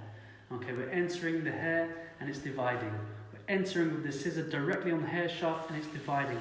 So instead of having this very thick hair, okay, and it only moves forward and backwards, okay, each time that we're dividing the hair, okay, it's giving us more rotational movement, okay, which gives us more fluidity, and that's the reason behind, working with texture and trying with a triangular section through that top area is because what we wanted to do is meet the recessions, okay, from the recessions into the highest point of the head. And what that does, it allows the natural flow, okay, to fall onto the sides, and when it falls onto the sides, it falls backwards when we're styling it. Okay, so we could work with something pretty round, okay, that's also possible, and you can also work with something square. Something square will give you something more balanced, something round will give you something more fluid, but that bit triangular, okay, is a little bit more precise in terms of the point of which we want to separate, okay, which enables us to give us the length, okay, and also the graduation on the sides. If we worked with something that is, let's say, round, okay, we could compromise and start to take the length of the top into the sides, and when we cut that line, okay, when we cut that disconnection, so let's have a little look. Right now we have a disconnection at the front between the top and the sides. If we cut that, okay, round and then slightly into a point. Okay, so again, when you're working with something that's extra lengthy at the front, i.e. like a pump, naturally you're going to start to work with closer to the triangular section.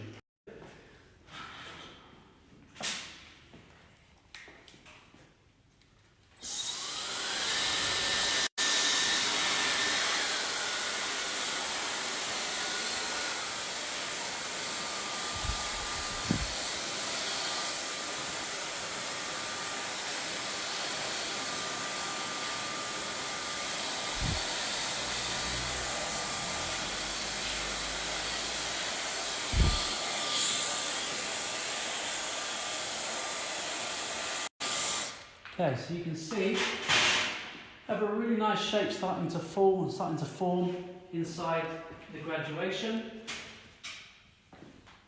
And everything really sort of, showing its shape. And all we're going to do is where we have that graduation, we're just going to scissor over, comb it slightly, and then we're just going to finish off with the razor just on the disconnected area. So I'm going to tear, okay, so it's going to continue to dry in that way with those little bits as we continue to just finish off. Anything that we want to redo, very simply we just spray, okay, it'll give us that texture. Okay, so. Just a couple of connection, people complaining with connection there. Okay. Go back a bit. Yeah.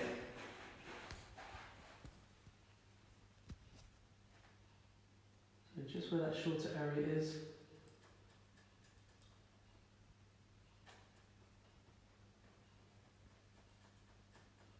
Just going to work a little bit scissor over comb.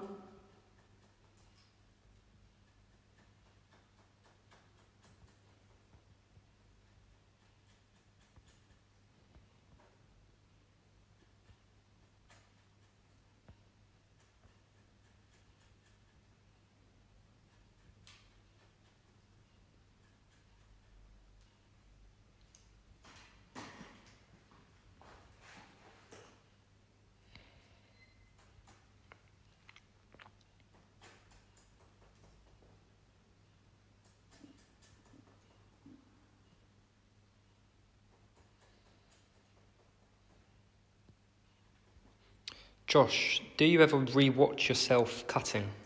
Absolutely. Always sort of by watching yourself, cut hair, watching the way that you pull the sections, really sort of watching your technique. Most professionals their performance and know that where they can improve and know that where they can sort of work on really. So I definitely always work on self-development by watching my videos back and ultimately allowing myself to know, mastering your craft. I'll certainly be watching this back probably more times than you guys. So, I'll be joining in the fun, taking notes as well, and, learning suggestions as well. Welcome suggestions and welcome critique. Message me privately, let me know, because I too am someone that wants to grow. I want to increase my level, and that desire to get better has never stopped since I started cutting hair 15 years ago. I'm 30 years old now. I started when I was 15, and it's a different year of experience. And there's an old saying that goes, someone might have so-called 20 years of experience inside the industry, but if they've had 1 year of experience it and repeated it 20 times, that doesn't mean that they have 20 years of experience. It just simply means that they have 1 year experience repeated 20 times. And for me, it's about having a new experience each year so that I can claim that I have 15 years of experience, 15 years of building myself, building my knowledge, and constantly learning something new.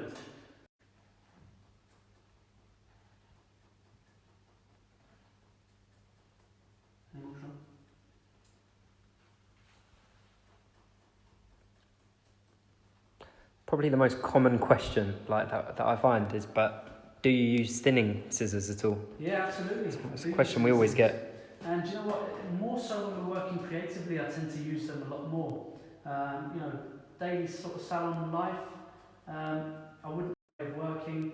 But ultimately, what we've got to understand is that every single tool has a purpose, and it's up to us to discover, what each tool has a purpose for. And you can certainly abuse thinning scissors or any particular tool if you don't know how to use them. So again, it's really important to discover, when this disconnection through. Okay. So as an example, what I'm going to do. In fact, I'm going to use the razor once more, just to see if I can get a little bit more blend on that disconnection. So what I'm going to do is I'm just going to pull the hair outwards from just a slightly, if you just come closer, Sean, all I'm doing is looking at breaking up that line.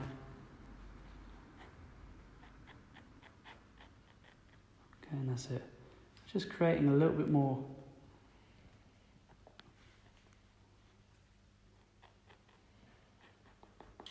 Okay, and now we're going to start to work with that thinning scissor, and all I'm going to do is I'm going to come over the top, okay, and I'm simply just going to work in and out, in and out, in and out. So all it's doing is just creating these little hairs that are the difference between the short hair and the completely long hair. Otherwise, if it just looks like short and long, okay, it's very, very dramatic, and we don't want that. We want there to be like a little element of, you know, softness and building of length in between. So we're just very simply taking the hairs out, scooping out with the thinner scissor, okay, so it has that little bit of length, and you can see what happens as soon as we sort of let go.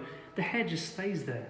So it's almost just creating that bit of texture, okay, hairs just generally help us.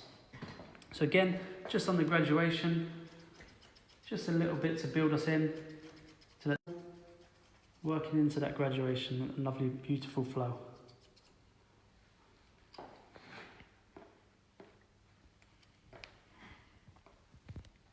Okay, so we can style that up in a little bit. Again, same thing on the other side. Okay.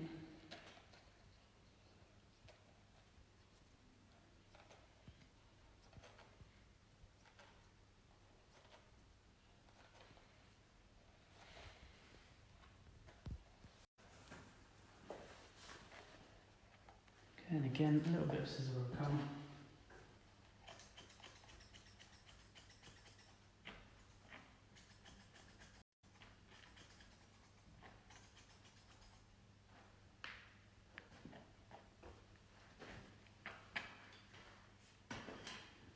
Again, on the same on the sides as well. Just as a little introduction to that side area, okay, lifting it up, okay, just creating a little different texture to the sides. Again, if you need to, almost like a back cutting technique, okay, so we're pulling the hair and we're working on the scissor, okay, working it through, okay, so we pull the hair, teasing the hair in, okay, and then we just separate it. Okay, otherwise it looks too much, too thick. Okay, we want it to look really natural, lived in.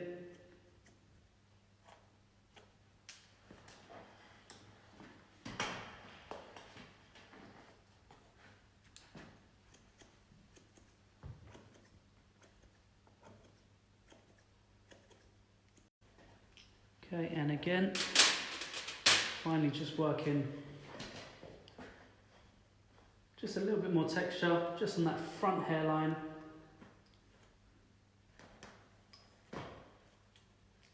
Working with the finer side of the comb. Really just to get that softness, okay, if we lay it back, okay, so there's no harsh line, okay, and also gives us that little bit of volume that we need to really give it a fantastic bit of volume at the front.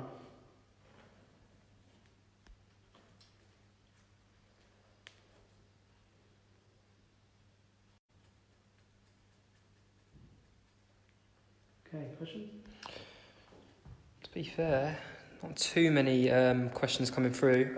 One just asking, could you use a different technique instead of cutting with the razor for the connection? Yeah, absolutely. When we're working with the razor, you can also use your scissor. Let's say, for example, let's use this as an example. Okay, let's say you're going to not use the razor effectively. You can still use your scissor, okay? You can either work by working some channel cutting. If you come up close, you can either work some channel cutting, okay, blending the back into the nape area, or you could even work by opening up your scissor completely, okay, and this ultimately can become your razor, okay, so you can hold it in this way, okay, take your comb, And let's say, for example, you've got a short layer here, okay, you want to blend it in. Ultimately, what you can do is take your scissor and work just on the inside,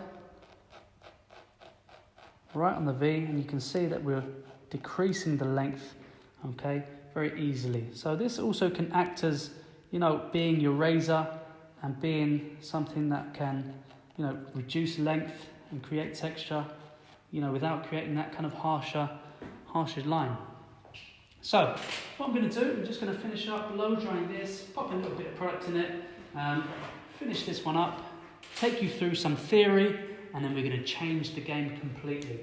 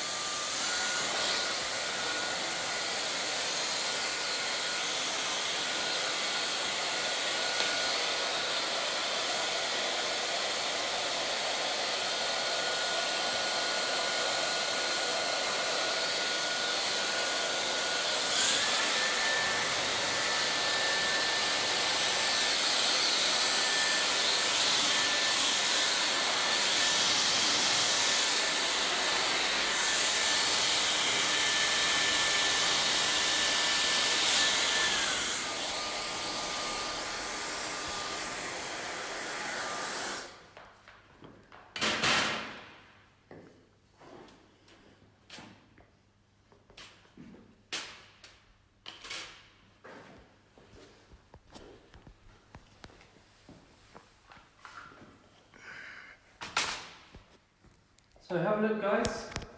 Here's a shape that we've created with a very, very simple graduation and a simple square layer through the top with a disconnection, a real nice mullet effect.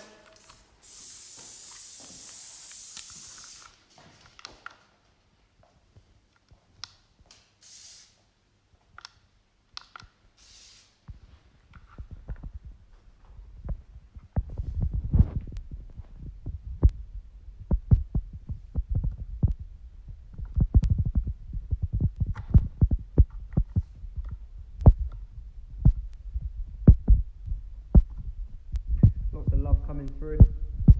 Everyone's liking the hair. Thank you. Tell me what you think, guys. Tell me what you think about the shape.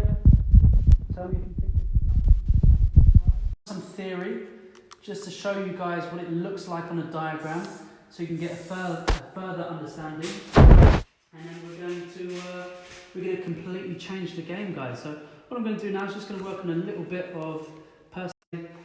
Okay, we're just refining the shape, just to give it a little bit more strength and attitude.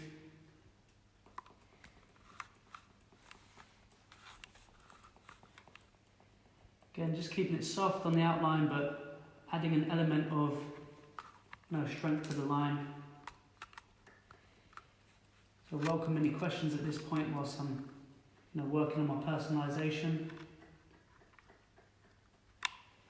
Again, something that should be considered and not forgotten is when we're personalising the hair, it's our opportunity to create something that really reflects our personality, our dedication, our love, our passion for what we do, to show how much energy we can put into the craft, and really display our in this ever creative industry.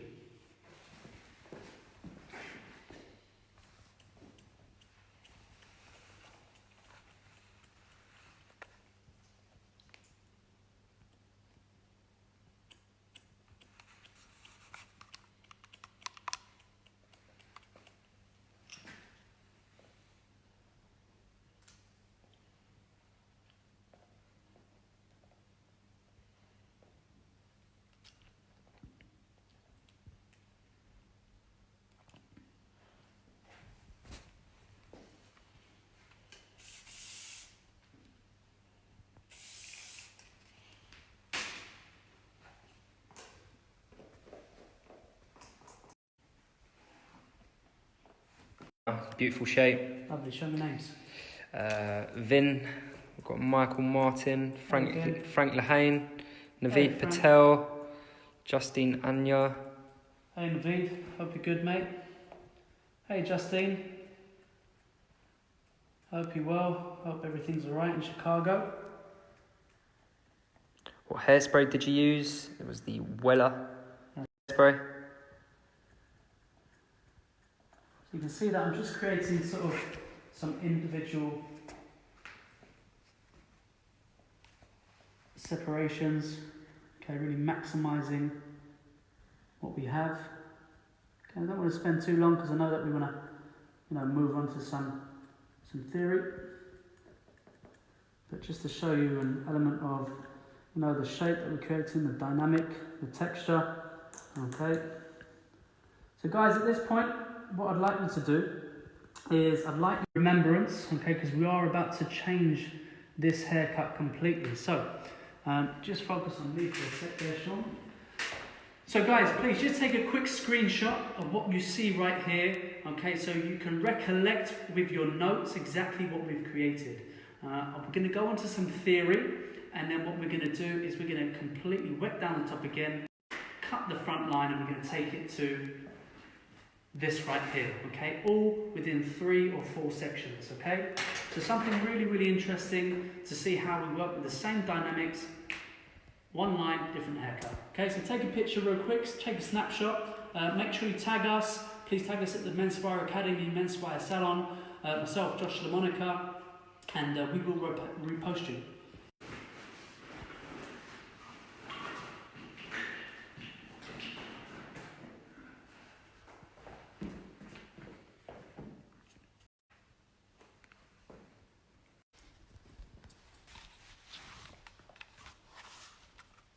Any questions, Sean, or any shout outs, let me know once I get the theory set up.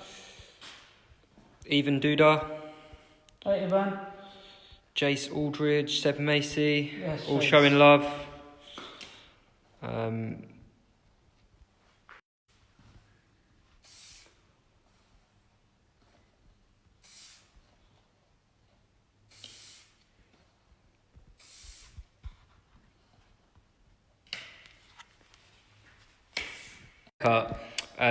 Say if a client is growing their hair, it's not quite there yet, how would you approach it?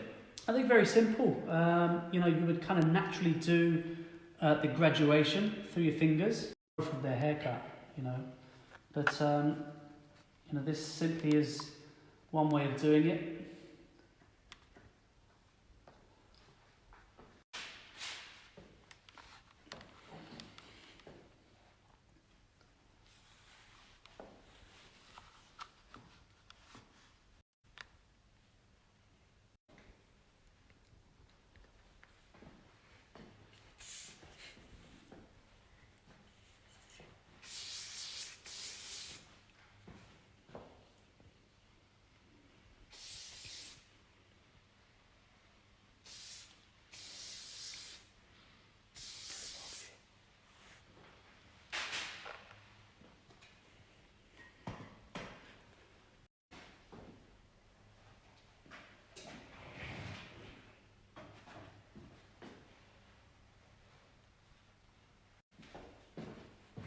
So guys, what we're going to do, if Sean, you can come back.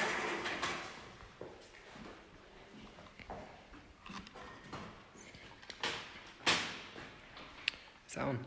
So guys, we're going to work with a little bit of theory now.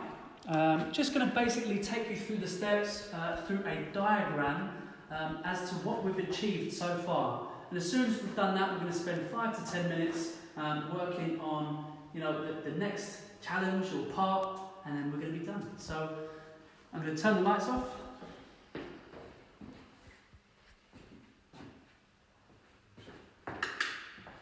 Now guys, can everyone see the screen nice and clear?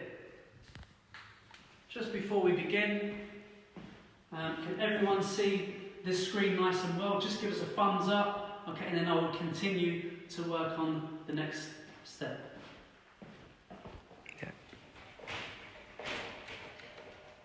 We're getting thumbs up? Yeah. Wicked.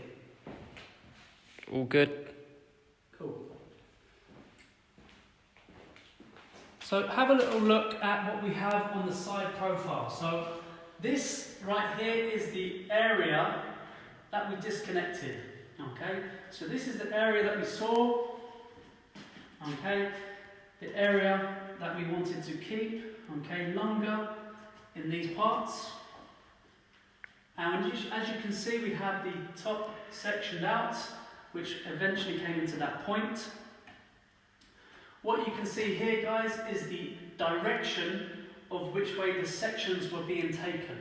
Now, the two round red circles are showing the fact that we were working first and foremost with elevation, bringing the sections together.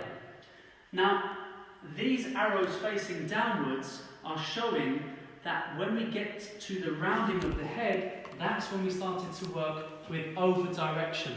Okay? So here is what we have on the sides, showcasing that, let's say for example, 3, 4 and 5 together, and then at section 5, section 6 came to 5, section 7 came to 6, 8 came to 7, etc. So that's what these lines represent. On the back you can see the silhouette, okay, very clearly with the shape that we have. If we showcase, okay, the type of silhouette that we have, or let's put it on this way as well.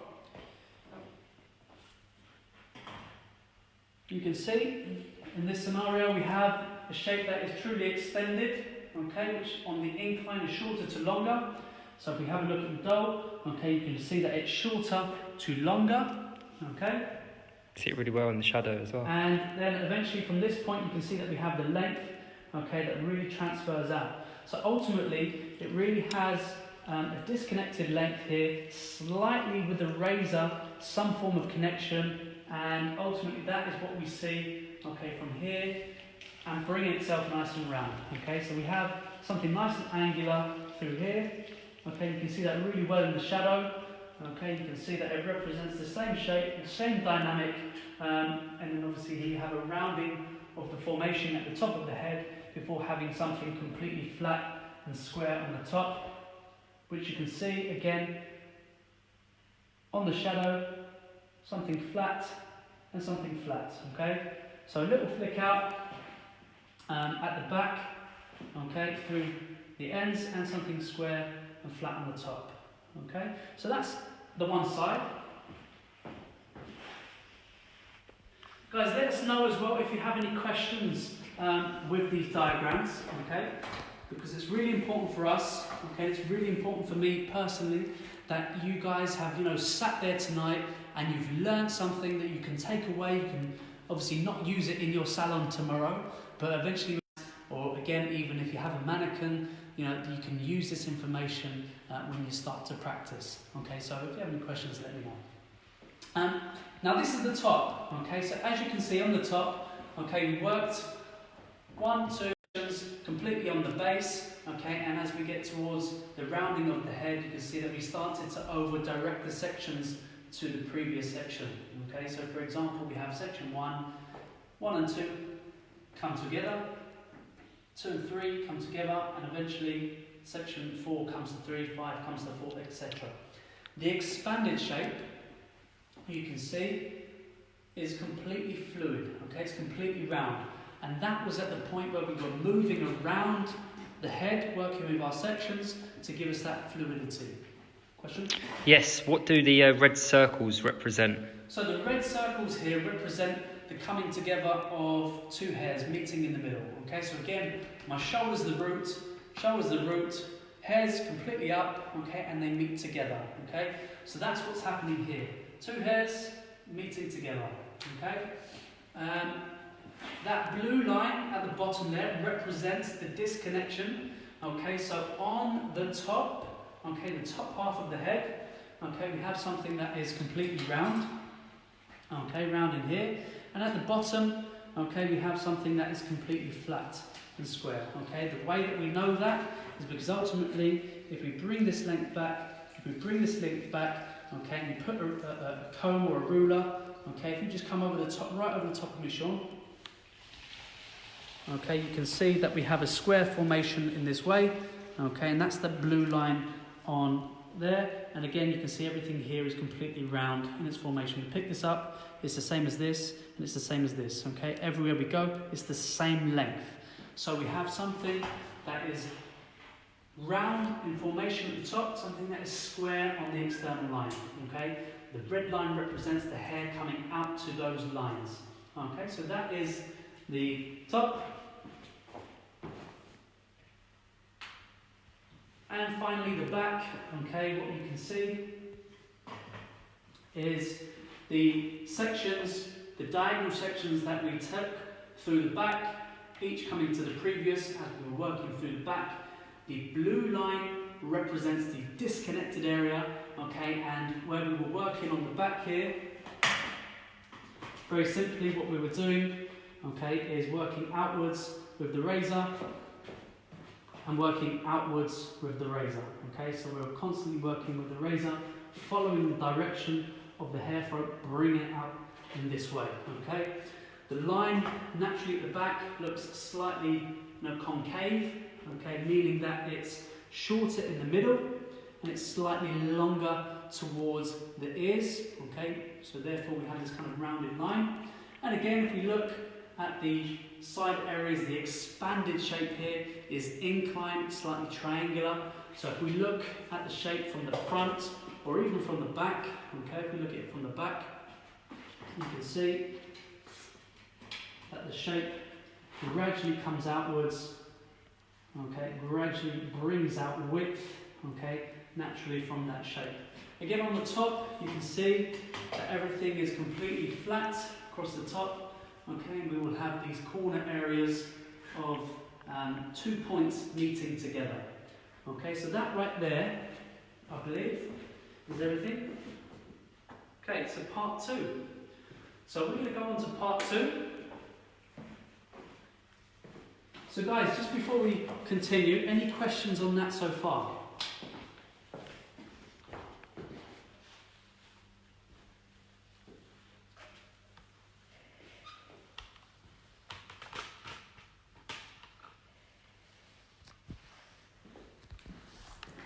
Any questions there, Sean? Not at the moment.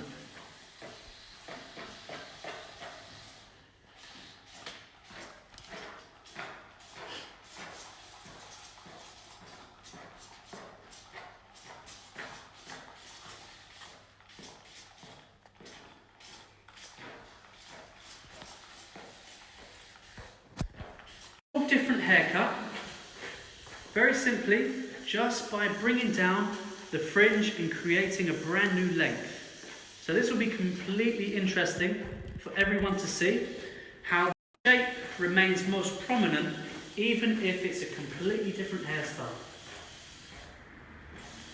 So what I'm doing is I'm spraying down the top section once again, making sure the roots are completely moist. And this is our last little bit, guys, and then we'll be done for the evening.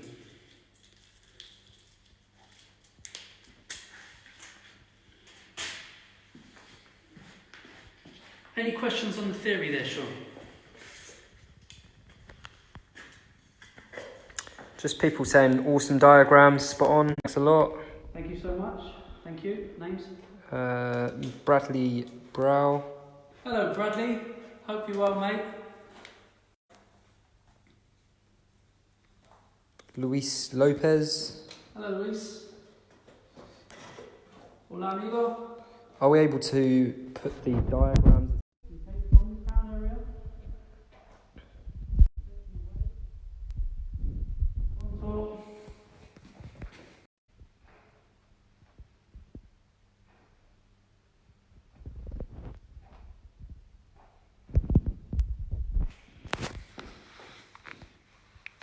So what we have, guys, here is we're literally just going to cut a little line on the front, okay, with our razor, okay, and that is going to complete this haircut, and it's going to be a whole different haircut, okay.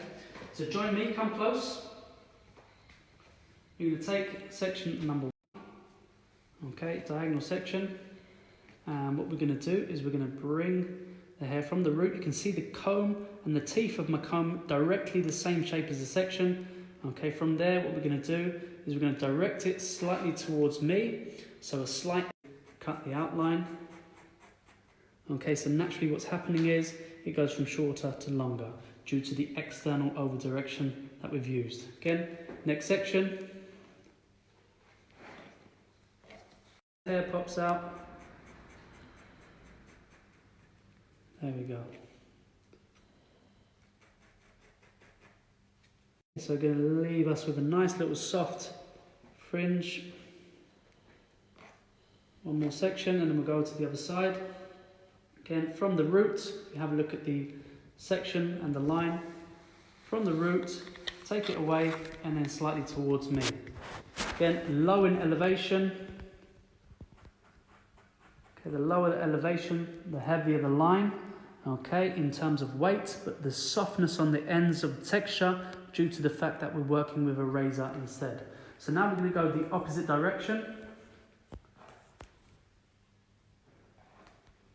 So there we go.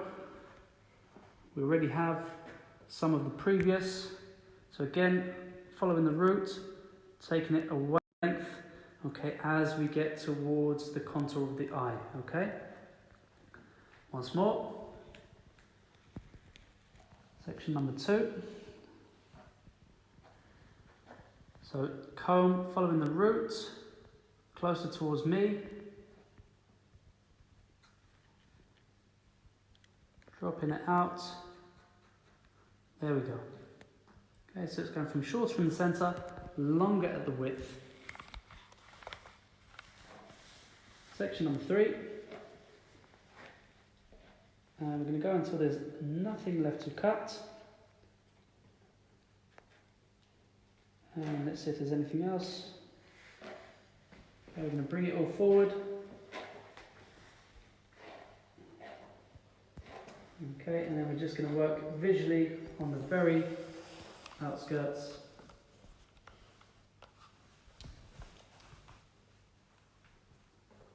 There we go.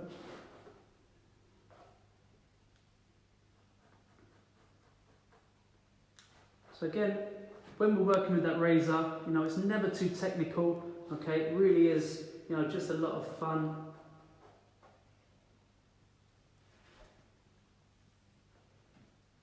Any questions on this? Not at the moment. Just the connection, really. It's a bit of an issue sometimes. Let me step back a bit. So there we go. Let's blast this.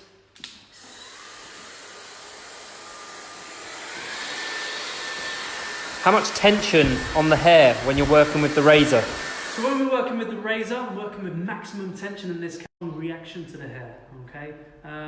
When it comes to curly hair, that might differ. That might go slightly looser with your tension, but in this case, you have maximum tension or an even tension.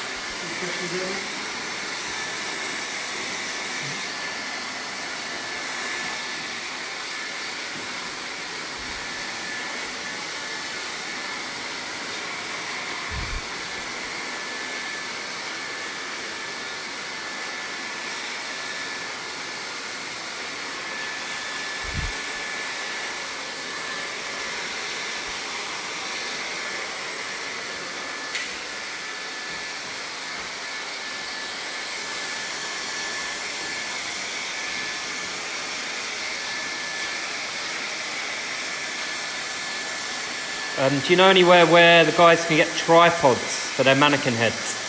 Maybe Amazon or? Yeah, best place for tripods, to be honest with you, is going to be Amazon at this point, or eBay. You know, given what's going on, can't really tell you about you know, delivery times and that, but yeah, we don't offer any tripods. Finger razors available on the website? Finger razors are available, guys. We are shipping out as normal, you know, so please don't hesitate in buying any from us, and you know, keep us rolling. And again, we would highly appreciate anyone considering buying any of our tools and supporting us, you know, throughout this time as well. It really would mean a great deal to our academy. So again, all I'm doing right now is I'm just working through, okay, wrapping the hair, blow dried 80% of it, and the last 20%, just want to make sure that the root is dry.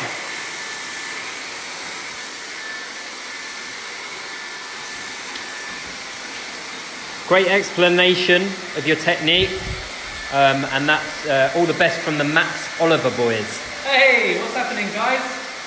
Hello, Max. Hello, Oliver.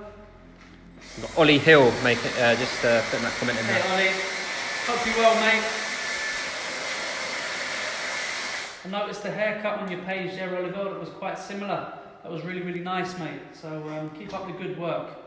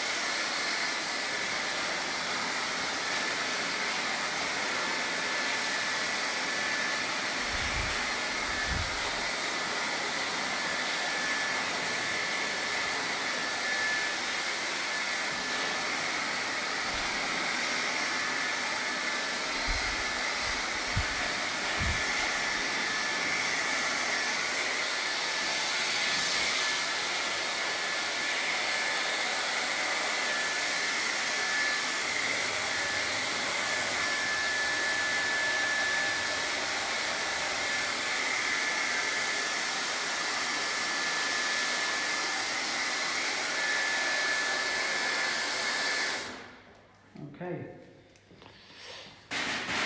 Mikhail Dasko saying he's feeling inspired. Sebastian Martel, one of the students that you taught in Paris. Thanks again, he's saying. Hey Sebastian, nice to hear from you, Mikhail. Thank you so much. Charlie Burt, very helpful. Thank you very much. My pleasure, Ollie. Thank you for tuning in. Okay, guys, just to finish off, okay, you can see that we have, you know, a completely different haircut just from pulling 1, 2, 3 sections. All I'm going to do now, guys, is very simple, okay, very visually, just working by shattering that line just a little bit more. Really just breaking it up so it doesn't look so polished and so clean. And all I'm doing is working with that razor, just breaking up that line. So if you come closer, okay, you look at that line, it's starting to become a little bit more shattered. Okay, so I'm just, okay, not looking with this type of haircut for it to be, you know, tremendously clean. It should be looking sort of quite undone, looking like something hasn't really had a strong haircut for, you know, 2, 3, 4 weeks.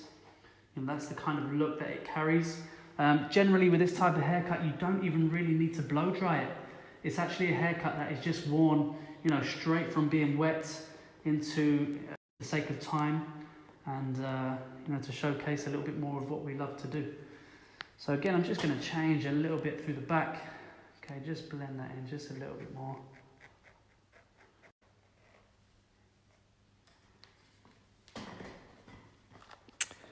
Nice little comment here from James Wakely, just saying very impressed with the inspirational viewing. a little bit of light in this tough time. Thank you very much, James. Really appreciate that, mate. The same goes for us. You know, we would simply just be, I don't know, James, to be honest with you, maybe watching Netflix or watching some crap, to be honest with you. So thank you so much for tuning in. As for all of you, thank you all once more. You know, I can't express, you know, how grateful we are to be able to do this for you guys, and you know, to continue doing what we love. You know, I've been travelling around for the past 3 years, and all of a sudden it just seems like that was, you know, a past life for me. So you know, I'm ever so grateful for everyone here that's joined in this group, that has effectively stand here and do what I love to do with the people that I love. So thank you so much.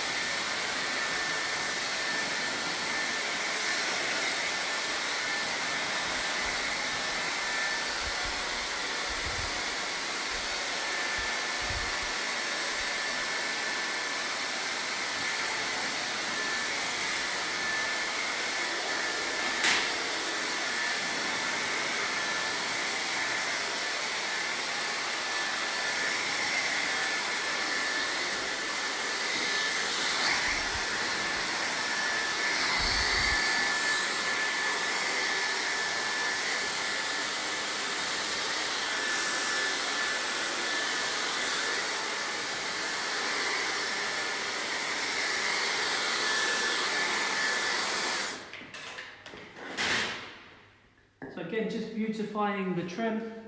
Okay, a little touch of dust, and just really just increasing the creativity really now. Okay, nothing, you know, it can be worn flat, it can be worn very, very neutral, or, you know, if you're going to do a photo shoot, you know, you could just funk it up just a little bit, you know, just to get a little bit more of an eye-capturing image. Or if you're doing or entering a competition, you know, this might be something that you want to do. You might want to just take a very sort of classic, sort of mod 90s trim, and you know, add a little bit of flavour to it, a little bit of personality, and, you know, snap it, make it look fun. This is certainly something that is expressive to me. It might not be everyone's taste. They might just prefer it really, really bland, really flat. But this is certainly an alternative to, you know, creating something fun and just.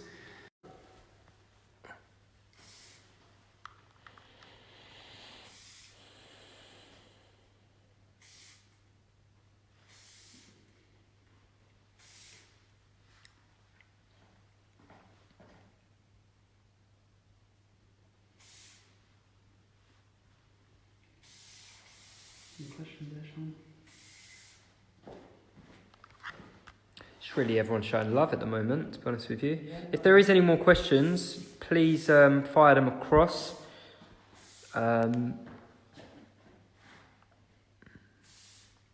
Jared Doyle just asking when you would choose to use a forward graduation versus the classic cross graduation.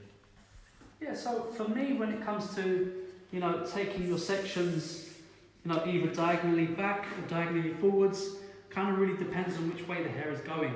But this kind of, what we've done tonight really defies all of that, to be honest with you, because ultimately all we've done is created a shape that is shorter to longer, and it can go backwards or it can go forwards.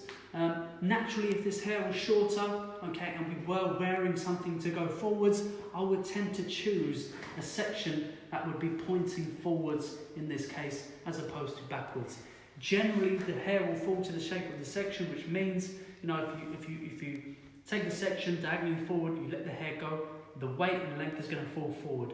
If you take a section, okay, diagonally, and the hair is dropping backwards, naturally it's going to fall backwards. But ultimately, we've got to think about the fundamental shape. Shorter externally, longer internally. That's it. Yeah.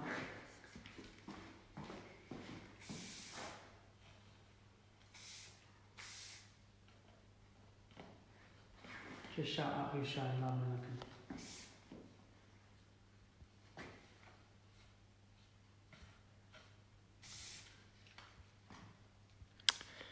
Vinay, who was on the recent 1 week course. Always showing love. Hey, Renee. Hope you've enjoyed yourself, mate. Hope you've learned something. Alfie O'Connell. Hey, Alfie.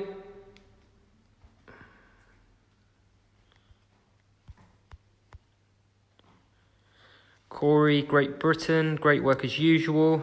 Hey, Corey. Hope you're good, mate. Jacob Rangel. Hey, Jacob. Mentor has shown me a lot and helped me grow. That's great. Fantastic. Thank you, appreciate that. Ollie Foster. Hey, Ollie. Thank you so much for tuning in again, mate. Really, really appreciate your support. And keep up the great work yourself. Andy Dawson. Andy. Ronnie Sands. Who's that? Ronnie Sands. Hey, Ronnie.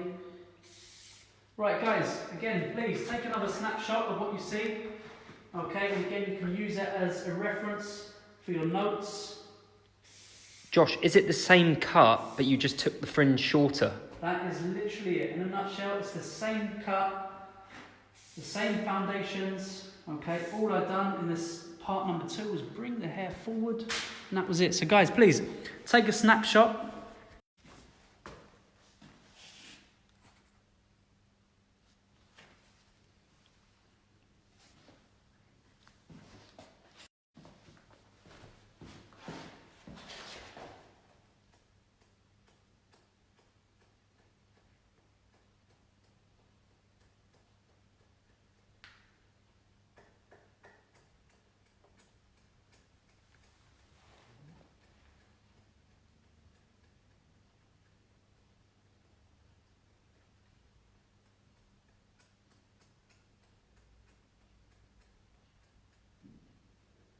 Few people just asking for a recap, Josh, if you can, of how the fringe was cut there with the razor. Absolutely. We're going to do that with the theory as well.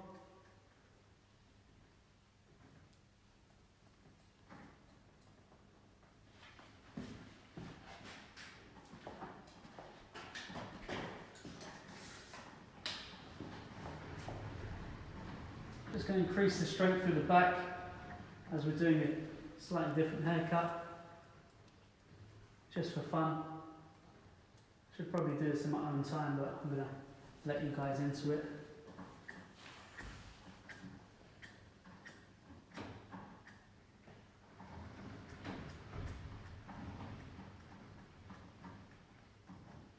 I know you guys have spent a lot of time with me tonight, so I appreciate that. But don't know if you might be getting bored by now, but I could cut this for another 2 hours, that's for sure.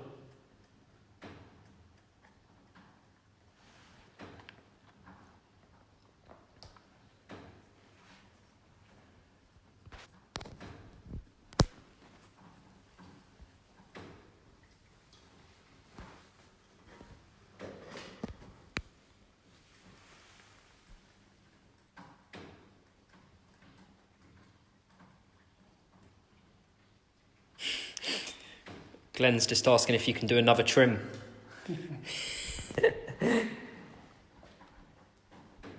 I could watch for another 2 hours. Never boring. Never bored. Always inspired. Few people coming through. Justine Anya. Hey, Justine again. Bradley Browse, the same guys. Stephen Barnes. My American friends. Yeah, few people from America, to be fair, saying can't wait for the next class in the States. Jasper Avila. Who?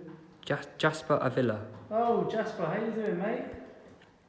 Yeah, I'd love to get back there. Oh, mate, guys, as soon as we start flying again, I think America is going to be one of the places that I need to get to more regularly. Right, I'm going to leave that because I can cut that forever, but I hope you like it. I love it. I think it looks fantastic. And let's recap. Because I will be here forever. So, all we've done, okay, we had a big beautiful quiff to start with. Okay, what we've done, we sprayed it back down and we worked with diagonal sections, okay, and from these diagonal sections we worked with a slight external over direction meaning it goes from shorter to longer on the external shape. Again, section 2 came to 1, section 3 came to 1, 4 came to 1. So if we have a look at it on the projector, we can show you exactly how we achieve that again with the diagram.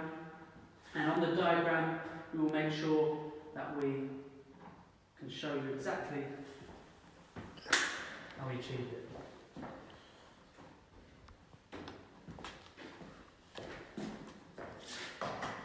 So stay with us. It's funny. Just one of the comments. Josh, come back to Spain, please. Soon, Mr. Lamonaca. I'd love to go back to Ukraine as well. Once again, guys, thank you so much to all my friends in Ukraine, to all of my friends in Russia, all of my friends in Spain, all of my friends in America, Argentina, Mexico, all my friends in France, Italy, all of those that have joined in. Thank you so much to all of you. We're now going to just finish off with part 2. Okay, 10 more minutes. I'm going to leave you guys to your evening, get back to your Netflix or whatever you do. So, very simply, okay, we worked with very slight diagonal sections that represent the hairline. We worked with section number 1, brought it to the front, section number 2, all the way down to the same line, section number 3, also down to the same line. Now the line was slightly over-directed, ever so slightly, to the point of the reason that when we let go, it levels out. And that's exactly, okay, so that's what we're looking at. Just opening up the central part of the face, okay, because if this hair is cut, it actually closes the face up. So that's the whole reason, generally, when you see this kind of haircut, you have a shorter area at the sides and slightly longer towards it's shorter in the central part of the nose and the bridge of the nose to open up the face, and slightly longer towards the sides of the face. So this is our diagram here of what we see on the top. So you can see that in the space of 5 minutes, okay, the haircut completely changes, but the shape of it is completely the same, okay? Graduated shape, square on top, disconnected mullet, disconnected sides.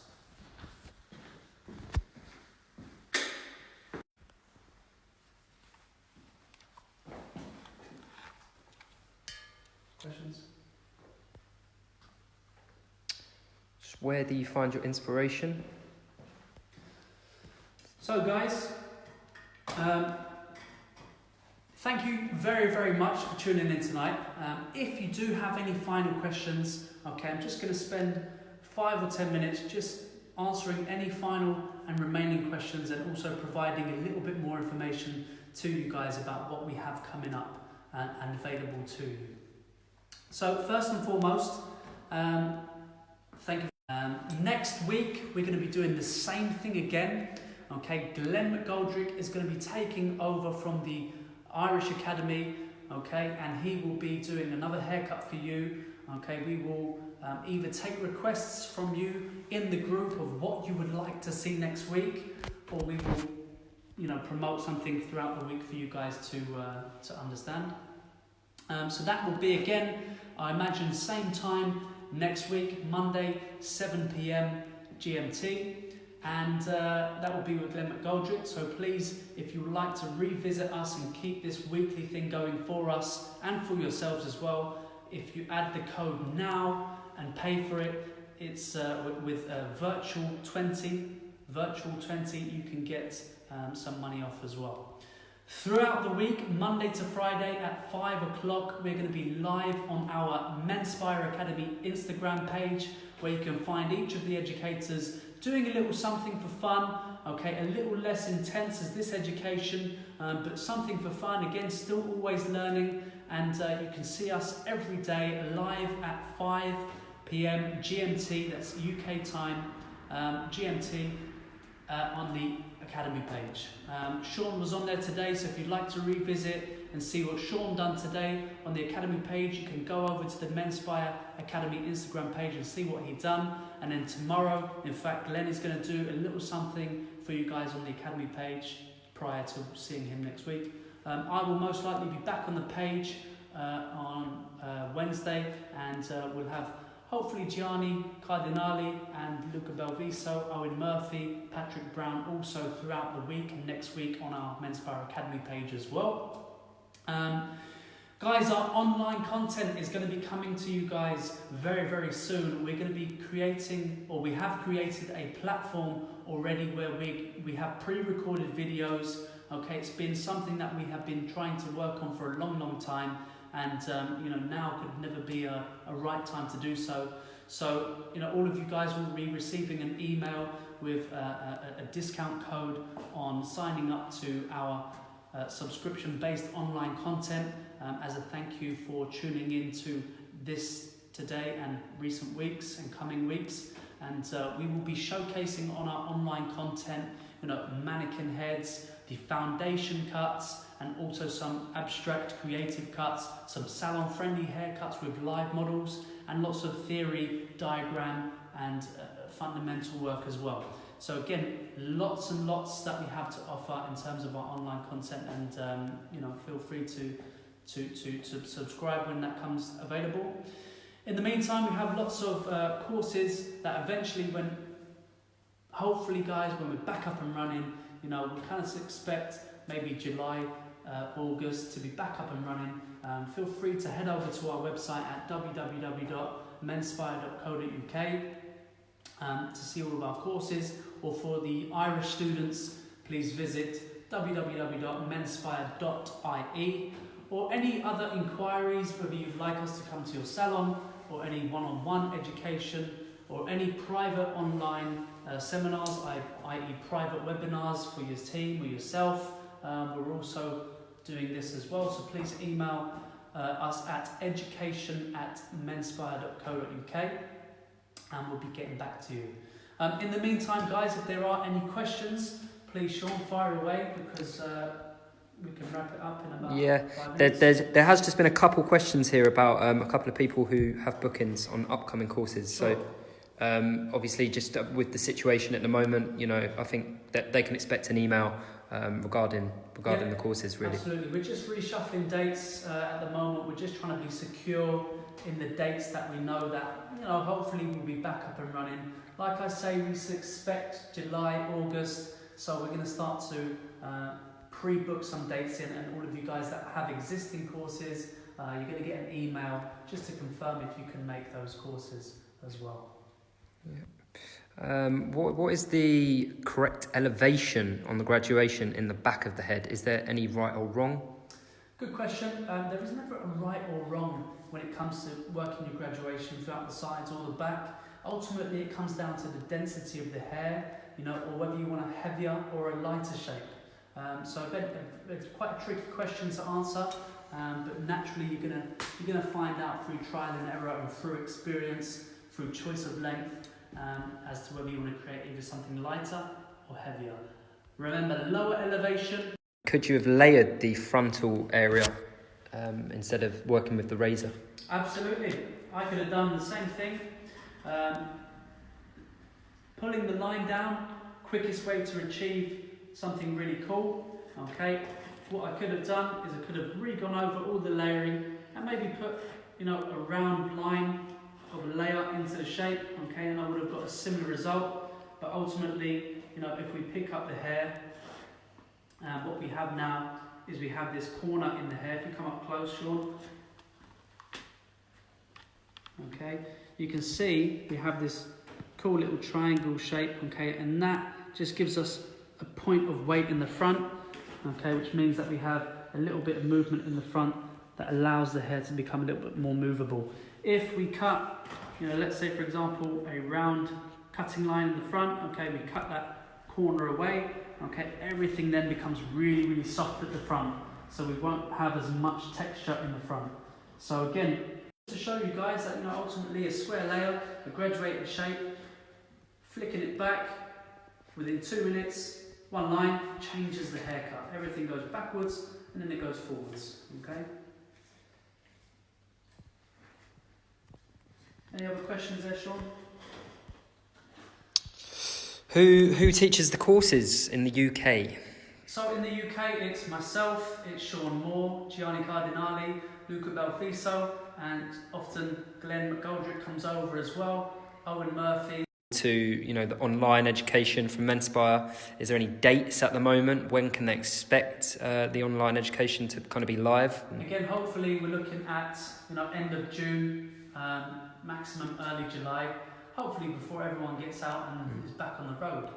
Everyone else going through, you know, what might be a difficult time, you know, as we understand right now, really do appreciate you stepping in and helping us support not only the charities that we are, you know, providing for, but also for ourselves as well, in order to, you know, keep us going and, you know, keep us motivated, keep us confident about what we do, and confident about, you know, and knowing that we are doing the right thing as well. So thank you very, very much. Big shout out to all my team, all the educators and all the salon stylists. You know, if you guys are watching, big shout out to you lot. And, you know, God bless all of you. I hope that everyone is staying safe and everyone is, you know, active and positive throughout this time. And, you know, it's not going to last. So thank you so much, guys. Appreciate all the love. And see you soon. Guys, if you have any questions after this, anything that you need to clarify, don't be afraid to message me privately or drop it in the Facebook group. I am going to repost all of the diagrams into the group so that you can see, and the video will be there to re-see as well. Alright guys, peace and love. It's out from me, Josh. God bless. Stay safe.